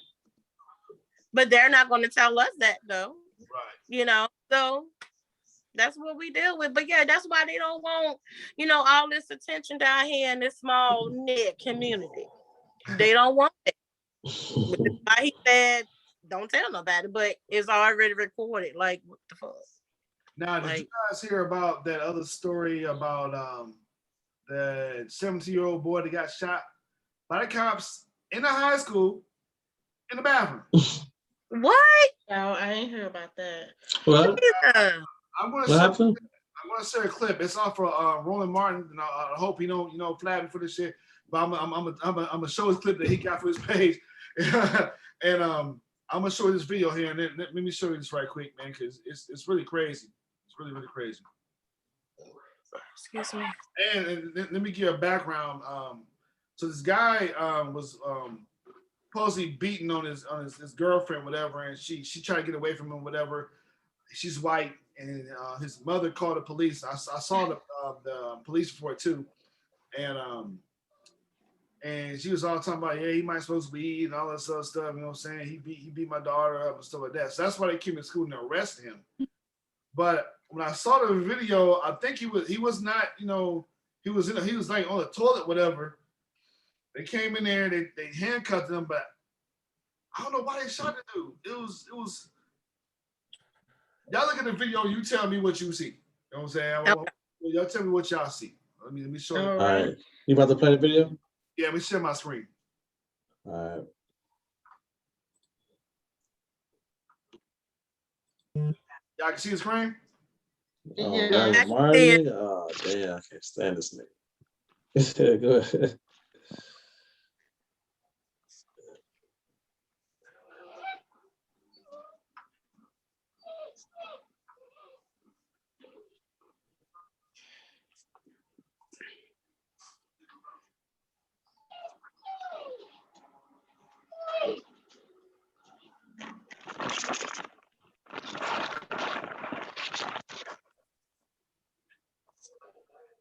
Is the kid in handcuffs right now? Yeah. Hey man, what happened? Yeah. There's another person, and I think he already shot the boy already. I think he already shot him. He shot the. All right, damn, bro. Right there next to the Pistons, bro. Yeah, right there. He got shot already. What the hell? I don't even know. That was so fast. Yeah, I mean, I don't see what he shot him for. We play it again. That's body cam, so there's at least 3 cops right now. Right. So he didn't want to come out of there? That's what it looked like. But that's not a right to shoot nobody. Got his hands. It looks like his hand behind him. Right. Yeah, they just shot him for no reason. Yeah, they just a little lynching shit. Oh, you like to beat on white women, huh? I'll teach you, boy. Yeah, basically. Right. Wow. That's why I say, man, our kids can't even they can't they have no room for error, period. Yeah. They That's have why no I just be room. with the training. You can't even be 7 years old addressing a cop. You can't even at no age do you have a room to be your age. You can be a child, you can be a teenager, you can be a grown up. We have no room. And that was in high school. Like you got it doesn't matter. It don't matter, man. And you That's how they see it. Like, what the? If you're not, it's like, come on, man. It's like that shit is wild, yo. Right. That is. Yeah, a black young man considered an adult to them. They see it as potential threat, just as a grown man. I mean, that's just like what happened with the little girl. I think the little girl too, yeah, the little girl had ADHD or had some type of disability. Now, and the cops, instead of them calling the parents, they put the girl in handcuffs and took her to the police, the precinct. And I'm like, what the hell? Why y'all didn't call the girl parents? Right. Like the little girl couldn't been no more, but probably like damn 8, maybe 9. Hell, she probably was about 5 years old. Right. Like what the fuck? That was like, oh, she kept she kept doing screaming or something, but she had a disability, so that's part of her disability. You know, and I mean, at that point, yeah, you had better call me. You had better call the parent. You know what I'm saying? Just like with, Tyree. Okay, Tyree had a disability. Well, he's getting over it, so they say. But I'm like, if something happened to him and they decide to call the police before I knew about it, it's a problem. It's a problem. Because that lets me know, okay, you're supposed to call parents first before anything. You're supposed to let me know what's going on with my child before you let the police come and take my child away from the premises. I sent my child to school to learn, not for my child to be put in handcuffs and taken off the campus and then taken to the precinct for what? And then I got to meet my child there. No, you meet me at the school and we can handle it there. And if it needs to go to the, that route, then yeah, it goes that route. But no, I need to be the first one you call, not the goddamn police. Excuse me, Lord. Not the police. You know what I'm saying? So it just pisses me off that they done gone to the point now of putting these little kids in handcuffs that don't even know anything about that. They scared. Of course they're going to react. They frightened. They don't know what's going on. You know what I'm saying? The little child ain't had no criminal background. She ain't stole nothing. She just had a little disability. And they saw that as a fucking threat. But they took that and ran with it. That's what I mean by they use their authority beyond means. That's the problem I had. That right there. Recommended. If they start having consequences, trust me, that kind of stuff will start dying down some. Right. My incident with that whole situation with the kid that got shot in the bathroom, like, don't they have to call the parents first, or this is gonna just go into it? Because he's 17 years old. So they're supposed to call the parents. Right, you know what I'm saying? So like they just went to the high school, didn't contact the parents, I believe so. I don't know this yet, but like it just like they went to the high school and just arrested this guy on suspicion that he obviously beat his girlfriend. We don't even know that issue yet. You know what I'm saying? But like I think the parents should be hell yeah, involve me. They ain't call the parents, you know what I'm saying? That's just crazy as hell. It sucks, but if they had a warrant for his arrest, then they don't have to consult to apprehend. True that. But if they wanted to bring him in for questioning and stuff like that, then they didn't have a warrant for his arrest, and yeah, they got to go through probably first a school, and the school should contact the parents. Right. You know, they should have staff bring him from one place to the other. Right. Right. But y'all know, it's so much going on when people not telling whole truth, when parents don't like certain situation, they kind of manipulate truth. That's why I keep going back to the officers need to be trained to be able to handle each situation. Because you never know, even if somebody say, the female beat them or hit them, they don't necessarily make it true. Right. So they just got to be able to handle each situation. Man, this sucks. It do. It sucks to be feared because of a skin color. That really sucks, man. Because you have no room for error. You have no room to be a human. That's the way I feel. You can't be human. You got to be better than human. You have no room to make no mistakes, period. You can't even say, man, why are you pulling me over? Like, you can't say anything. You just gotta listen. Listen and comply. At that moment in time, you just have no rights. Your rights have been taken. Exactly. Even if and then they have a nerve to ask us why we're so nervous, why we're so intimidated, why we're so timid when they stop us. Because I don't know what you're gonna do. I don't know if you're gonna shoot me. I don't know if you're gonna pull me out my car. I don't know. Like, okay, for instance, I know I was speeding to get to work. I was trying to clock in. Okay, I knew I was wrong. Do you see what I'm saying? And yeah, my driving record is good as shit. Okay, +5, and I try to keep it that way. And I was trying to get to work so that I won't lose my job because I didn't have no time left. I didn't have no time to cover the time that I'm late. So I didn't see when the speed limit had dropped, when the speed limit had decreased on the other side, like going towards, I think it was like Prince George or something like that. I wasn't paying attention to that part. So when the cop had, pulled me over, I got instant nervous. I got timid. I got scared. All I know is I see these blue lights coming after me, and my anxiety is like, oh shit, And so when he pulled me over, he was like, you can calm down. I'm not going to pull you out your car. I'm not going to do anything like that. I said, well, I'm sorry, but I didn't know what you were going to do. And that's what happens sometimes because we are now has become frightened.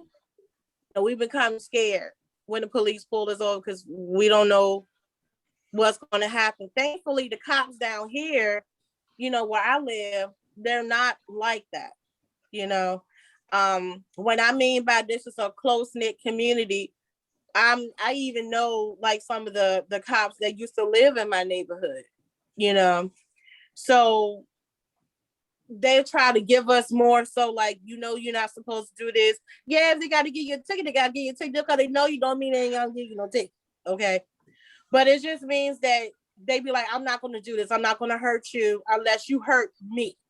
Unless I feel like if I feel threatened, then it's a whole different story. You know what I'm saying? Then I have no choice but to react. So I get that part, But yeah, that when he stopped me, I was nervous. I couldn't talk. I couldn't think.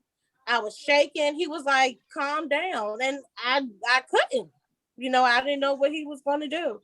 So yeah, that was like, I think when I got to work, I couldn't even focus. Like my nerves was like this. I was shaking and I really could not get myself together. He had gave me a warning and he was like, okay, I know you need to clock in, but I need you to be safe driving to and from work because the other cop that might stop you might not be as kind as I am. Right.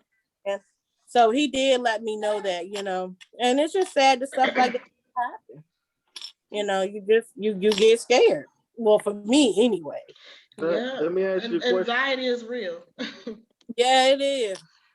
Because I want to ask y'all both a question because I had a discussion with some coworkers, and I know one of the solutions everybody keeps saying is training, but another one of my coworkers suggested an alternate. So you say it's a close-knit community. So do the officers live in that community? There was one officer that did live in the community. He has since moved. but I was a little girl, so he knows all my family members. You know what I'm saying? So he knows us. He knows everybody in this community. He's one of the resource officers and everything. So he OJ.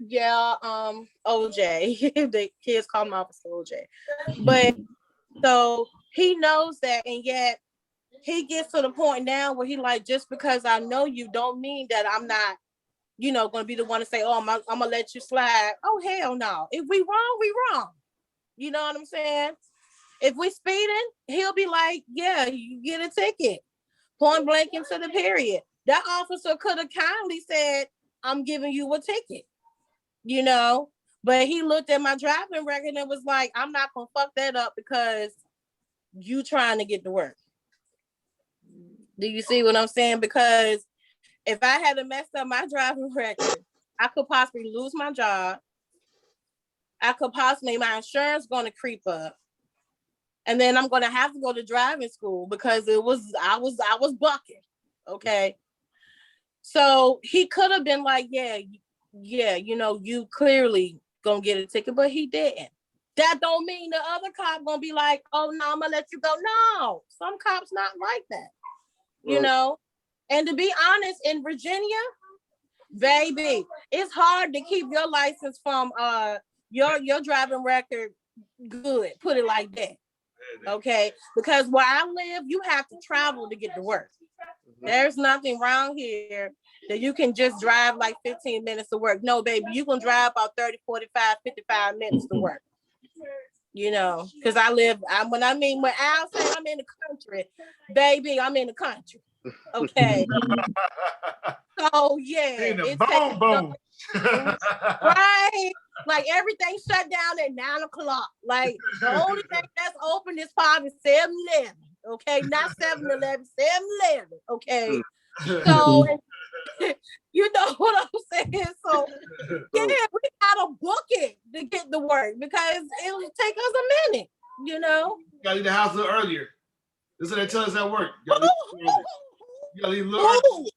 If I don't work 10 hours and I gotta be in the air, dang on about 9 hours of that, going up and down, picking stuff. Man, when I get home, I'm trying to sleep. But no, the kids want to ask me all types of questions. Mommy, what you do today? Mommy, what you pick today? Mommy. So, I'm trying to get some sleep. And then Zaire want to have his music session. Oh, yeah. So I don't get no sleep. So by the time I get up, it's like I got like an hour to get to work. And I gotta fight the traffic because 460 ain't nice, so that's what it is. So do you believe because officers should serve the community they live in? Do I believe that they should serve the community they live in? Think that would cause better results? I mean, boys, come on now. I do and I don't. I do because I feel like some people would take that as an advantage and use that just because they know that cop. Do you see what I'm saying? And be like, oh, look out for me. Or see you doing something wrong. Be like, hey, cop, I mean, I do feel like they should protect when they're in the area, but then there are some people that might use that as an advantage because, he's the next door neighbor or stuff like that. It's a pro and a con to that, put it like that. I agree with that. Pro and a con. Yeah. But the reason why I keep saying training, because I forgot the guy name that was he was in the driveway of I think it was like the McDonald's, Wendy's or something like that. Oh, he was drunk and he was able to wrestle the cops off of him. And they end up shooting him because he grabbed the taser. When I say training, I mean, I saw 2 cops get on top of this dude and he was able to manpower them away. So when I say training, I'm like, y'all gotta have better training because I feel like if they had better ground training, they would have been able to apprehend him without him going away because clearly he was blacking out drunk. And I don't know if anybody ever blacked out drunk, but you do have people that drink a little too much and black the hell out and 1 minute they you know they conscious a little bit and then they black back out and then they gone to another world. So that's why when I keep going back to training, I'm like, man, they gotta be able to handle each situation because each situation is different, and it's different from dealing with people like me. You know, I'm not trained to deal with that. They took that job, they got to take it and do the best they can. And I understand that they're human too because I know I can't be a cop, y'all. I ain't gonna lie. I will probably kill the shit out of somebody because I'm too nervous. I'm way too nervous, so I'm not gonna go in that field. I'm gonna work with kids because that's where I feel safe at. I'm gonna just continue to work with kids. Thing about the story you said, you know, he did grab the taser and it was broken. It didn't work because he tried to shoot that shit. Then he started running. You know what I'm saying? Now my main thing, the cops should have like, you know, chase his ass down. Like, you know, the cops don't know how to run and shit. But they should have chased his ass down and shit. They do it that way. No, they really need training, man. Yeah, I see that. They don't know how to run. They don't know how to wrestle. They don't know how to handcuff motherfuckers without them getting away. It's like 10 of them versus one of you, and you still overpowering them. Come on, man, that's ridiculous. They need to really look into the way they training these cops. And the reason why I keep saying training because I don't want to just say it's all the cops' fault. I don't want to just say every cop is just a bad cop. They just aiming to shoot. I'm just gonna go back into they really not trained the right way to be able to handle each situation. They're too nervous.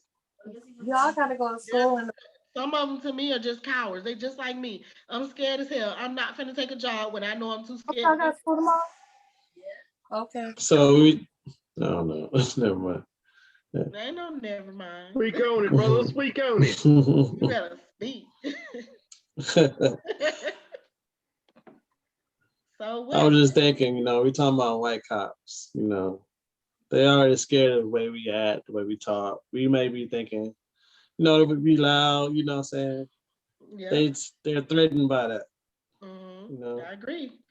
Ain't no way around it. It's just our enemy, the way I look at it. You know, this is a culture. It's a culture, you know. Right. They're groomed to be like that, you know. Groomed as soon as they get in. Yeah. And you know what? And we do get scared about stereotypes. I seen this one white guy, and it was so funny because he knew I was scared of hell of him. He had like tattoos all over his face and all over his head, right? He was just tattooed up with all these big piercings. And I looked at him and I jumped. And then he started rapping, "Motherfucker scared of me. I got tattoos." I was like, yeah, I am scared telling you. But he ended up being a very nice guy. You know what I'm saying? But it wasn't what I was used to. I mean, there's some good cops. What do y'all think about the cops here in this area, Alan? And is that? I never really. I know some cops here, and I see what you were saying about, you know, a cop. It does help when the cop lives in the community. I think it does help a lot because you know the people. You already know what you're dealing with. You know, little Ryan ain't gonna shoot you. He ain't trying to hurt nobody. He just got a problem. So, you know. Yeah. You know, everybody know him and shit, you know. Right. But that's not I think that would make it better. It will, but it's not always because the police, you can't rely on the police to solve problems. The police are just there when a crime is being committed. That's all they're there for. They're not here to protect us or whatever you think they are. They're not.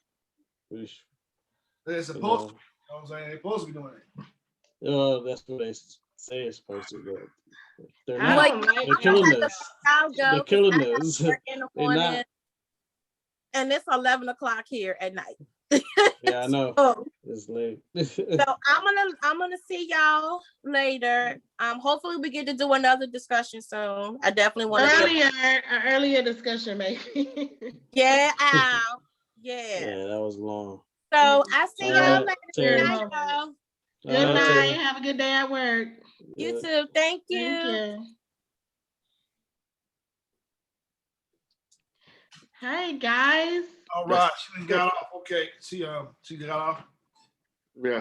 Right. Yeah, it's so much to discuss, man. It's a lot. We gotta Just do stop more the than recording so we can just stop the recording so we can just talk. I want to show y'all something. One more thing I want to show y'all before we head out, man. And this Okay. this guy he was at Starbucks or something like that, and it's someone called a cops on this guy talking about a black man smoking weed outside a restaurant, and he wasn't doing anything. But this cop came in there, it was harassing him, and like, the cop looked like he was drunk. It was like, I gotta show you this shit. I want y'all opinion on this shit right here. The cop, you said the cop was drunk? It seemed like he was drunk. It seemed like he was like drunk, man. Like the way he was talking, man, like, damn, this motherfucker drunk as hell. Like, harassing this young people just like everybody, they drink them like everybody else. Right. I'm gonna get y'all opinion on this video here. Let me show the sound like it too. So.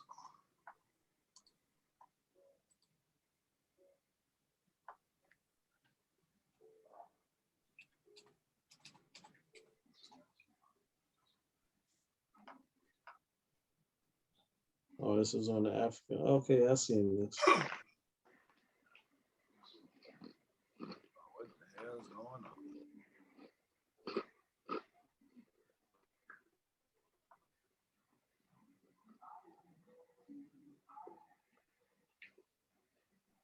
Why are you over here, sir? Well, because I got called here for you. For what? What did I do? Do you have any ID on you? No, I don't have to give you No, ID, you do sir. have to. For what, sir? What did I do, sir? You do. What did I do, sir? County, send me another unit. Please bring your superior here, sir. I am the superior. No, you're. I am the superior officer. My badge number is 4. You understand that? Yes, sir. Okay, so you have ID. I don't have to give you ID, No, sir. you do I'm have just to. sitting at lunch. You Why do are have here? to show your ID. Why are you here? No, I don't. Yes, I do. I had a crime call did on I you. commit? What crime you did know I what? commit? Get up. What and crime? go outside. I'm Get asking up you. and go outside. I'm asking you what crime Get I up and committed. go outside. Sir, I'm asking you what. I got called here for you, and I'm asking your identification. Sir, what Get up did and you go do? outside. What was the call? Get up and go outside. Sir, that's not fair. That's not right. No, it is fair. That's not right, sir. It's very bad out here. Yes, sir. Everybody knows that I don't care whether you're white, brown, or tan. Are you drunk, sir? Why are you looking like that? Because I'm tired of your attitude. I don't have an attitude. You do have. Okay, that's real. That's real. Yes, sir. But why am I being outside? Why am I being outside? Is there anything on him? On him. Did you hear what they just said? Yeah, I heard. Because I couldn't hear. What are you talking? He's over here talking about my tattoos and anything else to get out here, bro. I don't understand. Oh, I already know who called. Yeah, I already know who called. He was right off the get-go. What are you talking about? It's all recorded, sir. Everything from when you walked in, it's all recorded. So I hope you I got don't your care. story, sir. Okay. 5104 County. Is there any wants? Negative. Right. Okay, send everything down, please. Also, a criminal history. Oh. What the? Crazy, right? He was white boy wasted. Like, how you have no authority to arrest this guy? Then you're gonna try to tell him to come outside. Gonna pull his warrants out. He ain't have no warrants. Then you're gonna try to get his criminal record. He said everything. Yeah, try to pin something on him so they can get his ass. Something. Give me something. Right. He ain't had nothing. Nothing. Like, what do y'all think about that video, man? It's just That's real life, and that's what the hell is going on and been going on forever. Right. Yeah, just another one. That's why I say you got to be more than damn perfect when you're a certain color. Cause y'all remember, like, back in the day when they was giving people 30 years for a damn nickel bag. What that war on drugs? I mean, it's illegal now, but it's a lot of people in a lot of homes that still got affected still to this day. Yeah. You know, it's a lot of children grew up without fathers because of that rule. That was the plan. That was a new slavery right there. Right. That's a new labor. Yeah. I'm just saying, man, they did a lot. They did a lot. And it's sad because we gotta warn each other. We got people that gotta warn us. And so it's like, what do you really do? Right. Now let me ask you, y'all think, old boy did right in refusing to identify himself? I would have went ahead and identified myself, but that's just me. I'm scary as hell. I'd have been like, okay, whatever, just leave, just take this out and leave me the hell alone. Like, but that's just my personality. But by law, though, if he doesn't know what the hell is going on and you calling me, like, I ain't gotta show you my ID. No, you don't, but it's gonna escalate it too. But what are you here for? He has a right to ask me, what are you arresting me for? Why are you detaining me?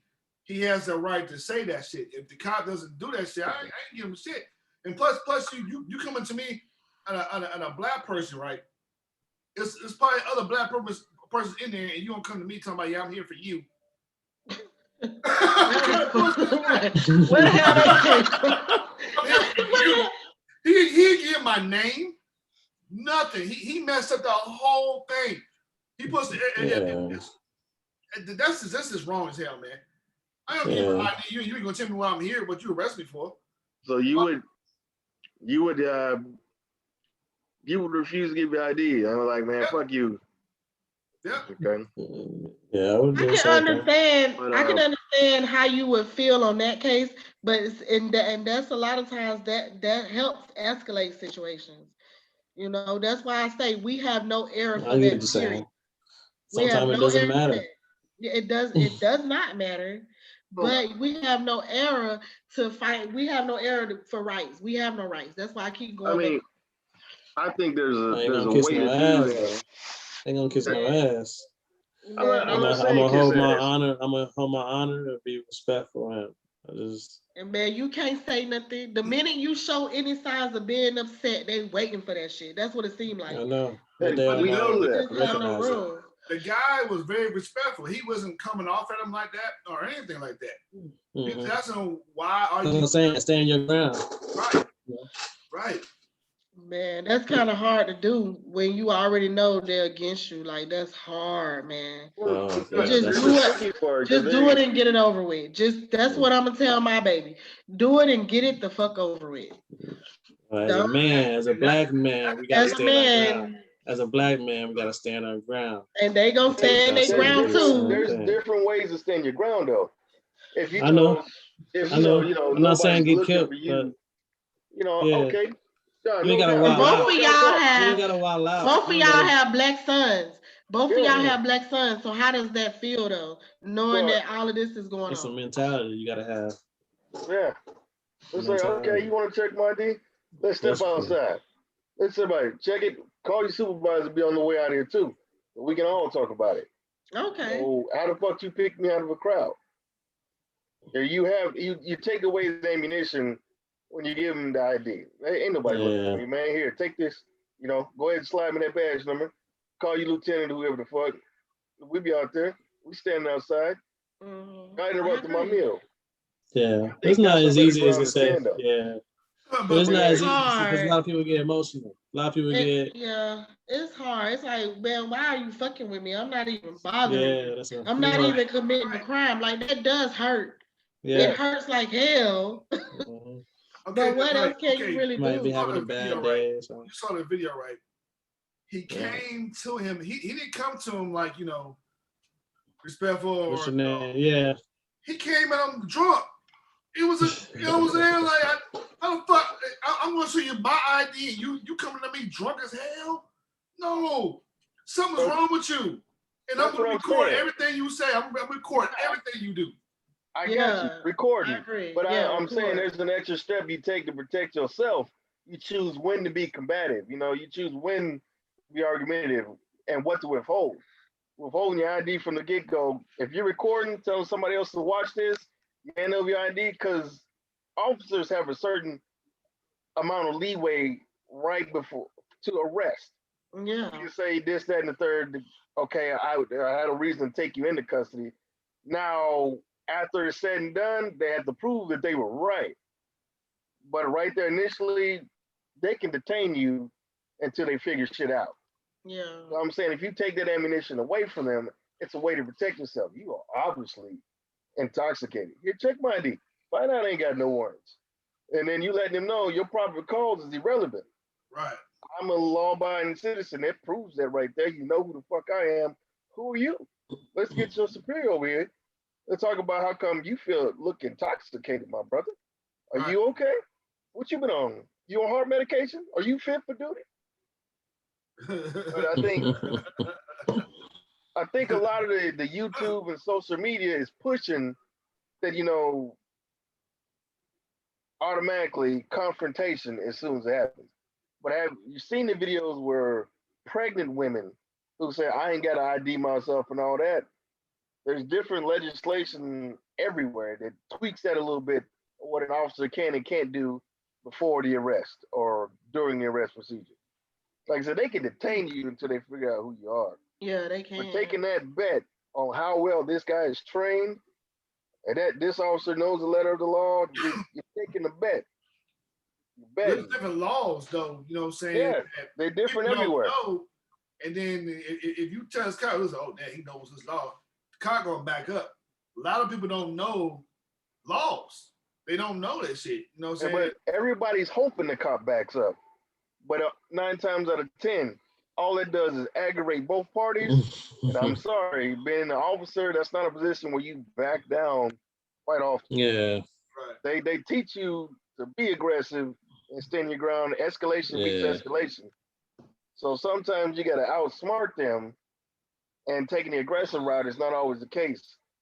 I just hate that part about social media that tells people, yeah, fight back about not giving your ID. That's the simplest, dumbest thing in the world.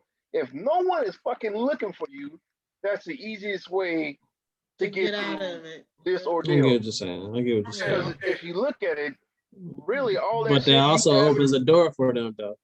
Also opens up some shit. That's also a necessary tool they need to do the job. Because sometimes traffic stops lead to people who have warrants. You show me your ID, I run it. That's how the system is supposed to work. It's supposed to be a normal conversation. They're not supposed to go harass the same type of people over and over again, which makes people angry. You're not supposed to stop them. They had to stop and press. They had to stop. But it's different from when you it's different from when you're in a vehicle and you're on foot. Yeah. You know what I'm saying? So they abuse that, and then people are abusing the other side of that. Both parties are taking this was supposed to be a simple interaction between people to help keep crime low. Yeah. Okay. Yeah, I see what you're saying. It's like, damn. Yeah, it's just hard, and it does mess with pride though. As a person, like I don't care how you interact with that cop. After you're done with that, you're gonna think back to that, like, damn man, he just violated me. He just came to me. He picked me out of a crowd. He asking me for ID like I'm just another thug criminal. Like that does mess with your pride. That shit hurts. But see, like it hurts.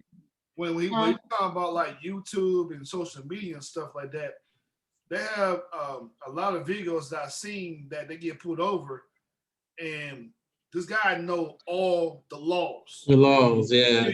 I get what yeah. Right, you know what I'm saying? And so the cops go back up. Shit, he couldn't do nothing because he knows the laws. Yeah. You know what I'm saying? If we know all the laws, if you put him in your car or anything, if we know the laws, then we would have no problems, bro. 9 times out of 10, people until don't you know meet the a laws. bad cop. And this is why you're right about that. Until you meet a bad cop. You know what I'm saying? Yeah. It is. You have a bad cop. I mean, okay, cool, you got a bad cop, but if you know the laws, he put down like section 355, you know what I'm saying? And he put the laws down. I was like, damn, the cop couldn't do nothing. He couldn't say nothing, bro. You know what I'm saying? And then you get a motherfucker who don't give 2 shits about that. Get your ass in the car. Bing. Yeah. Or then you take that ride with it. If you was recorded Was it Sandra Bland? The cops gonna go down. He's gonna go down. If he gives out these laws and he's not complying with the laws that he's saying, he's still gonna just beat your ass up. The cops gonna be in trouble. I'm just using it as an exaggeration of beating up. Right. How many people have taken that ride and not lived to tell their tale? Well, you should have been got dressed. I know, yeah, for real. Whatever, girl. Do that.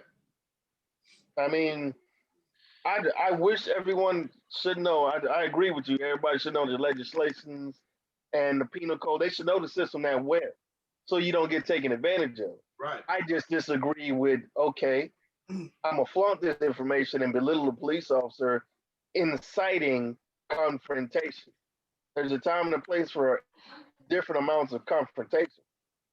Sometimes I just wish people would take that in more consideration. You don't have to be ugly just because you know better. Right, I agree. You don't have to be ugly. Here's my ID. Let's get this taken care of. I can come back later on, civil suit, whatever, at an appropriate time. Can you tell him to come and say hello? You already know. Ugly only makes ugly. If you speeding or anything like that, you already know you in fault. You know what I'm saying? But if you get pulled over, right, and was like, I don't know why I got put over, and you ask the officer why they get put over, you know what I'm saying? Like, he's supposed to let you know, and then well, I didn't do that. Here's my law. I put out the laws all day on his ass. You know what I'm saying? Because I know I didn't do no crime. You know what I'm saying? Now, if I know I did a crime, if I was speeding or doing some other BS, yeah, here's my ID. I know I'm at fault. You know what I'm saying? And 9 times out of 10, some people, they be like, no, they know they're in fault, but they still want to argue with the cops. Yeah. No, don't argue with the cops, but you already know you speeding, you know you did this stuff right here, man.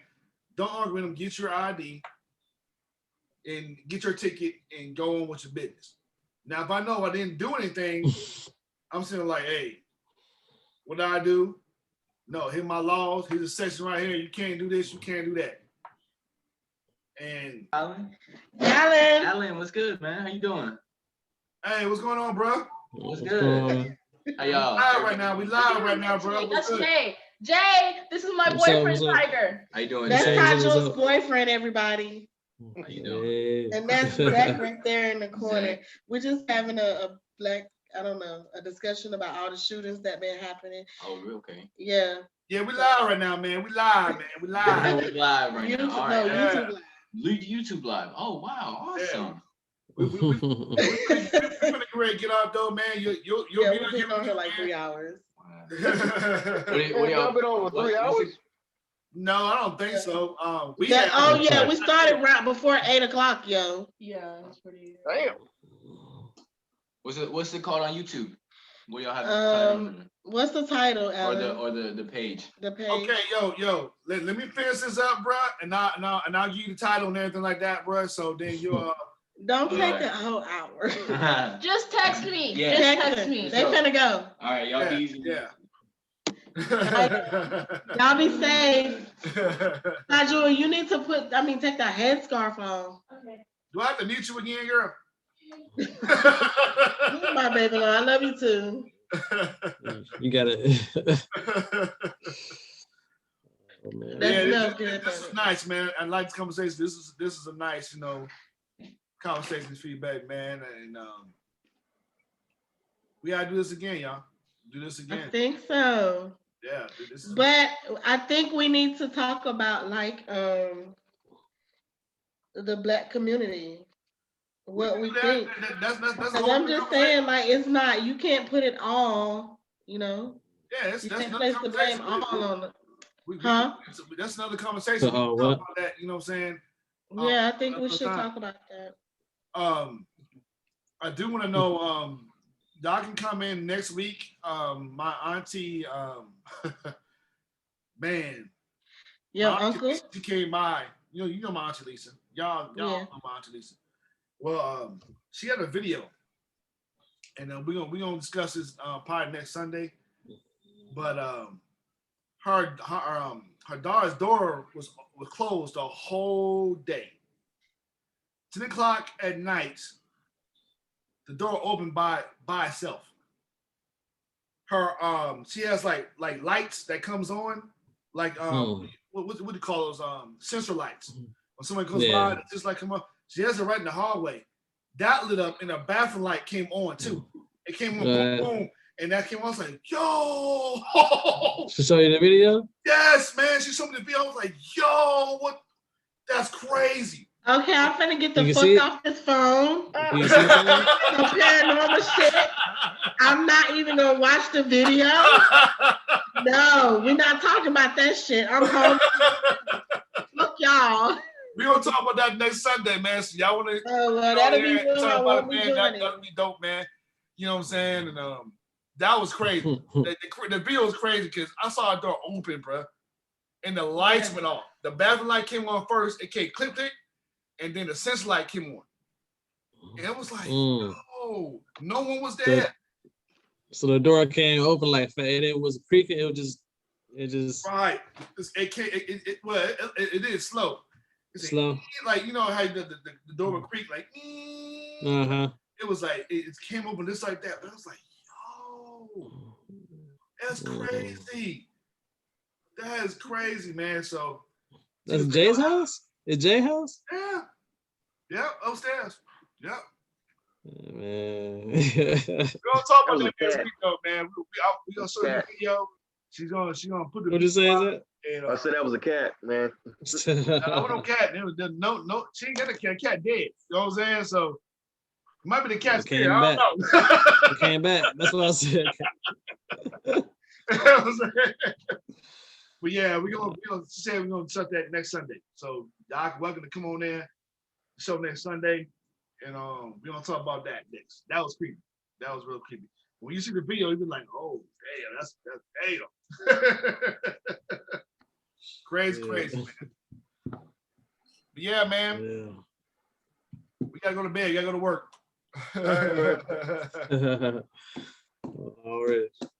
All right, man. Good show, bro. Good show, man. I'll holler at y'all later on, bro. All right, bro. Peace.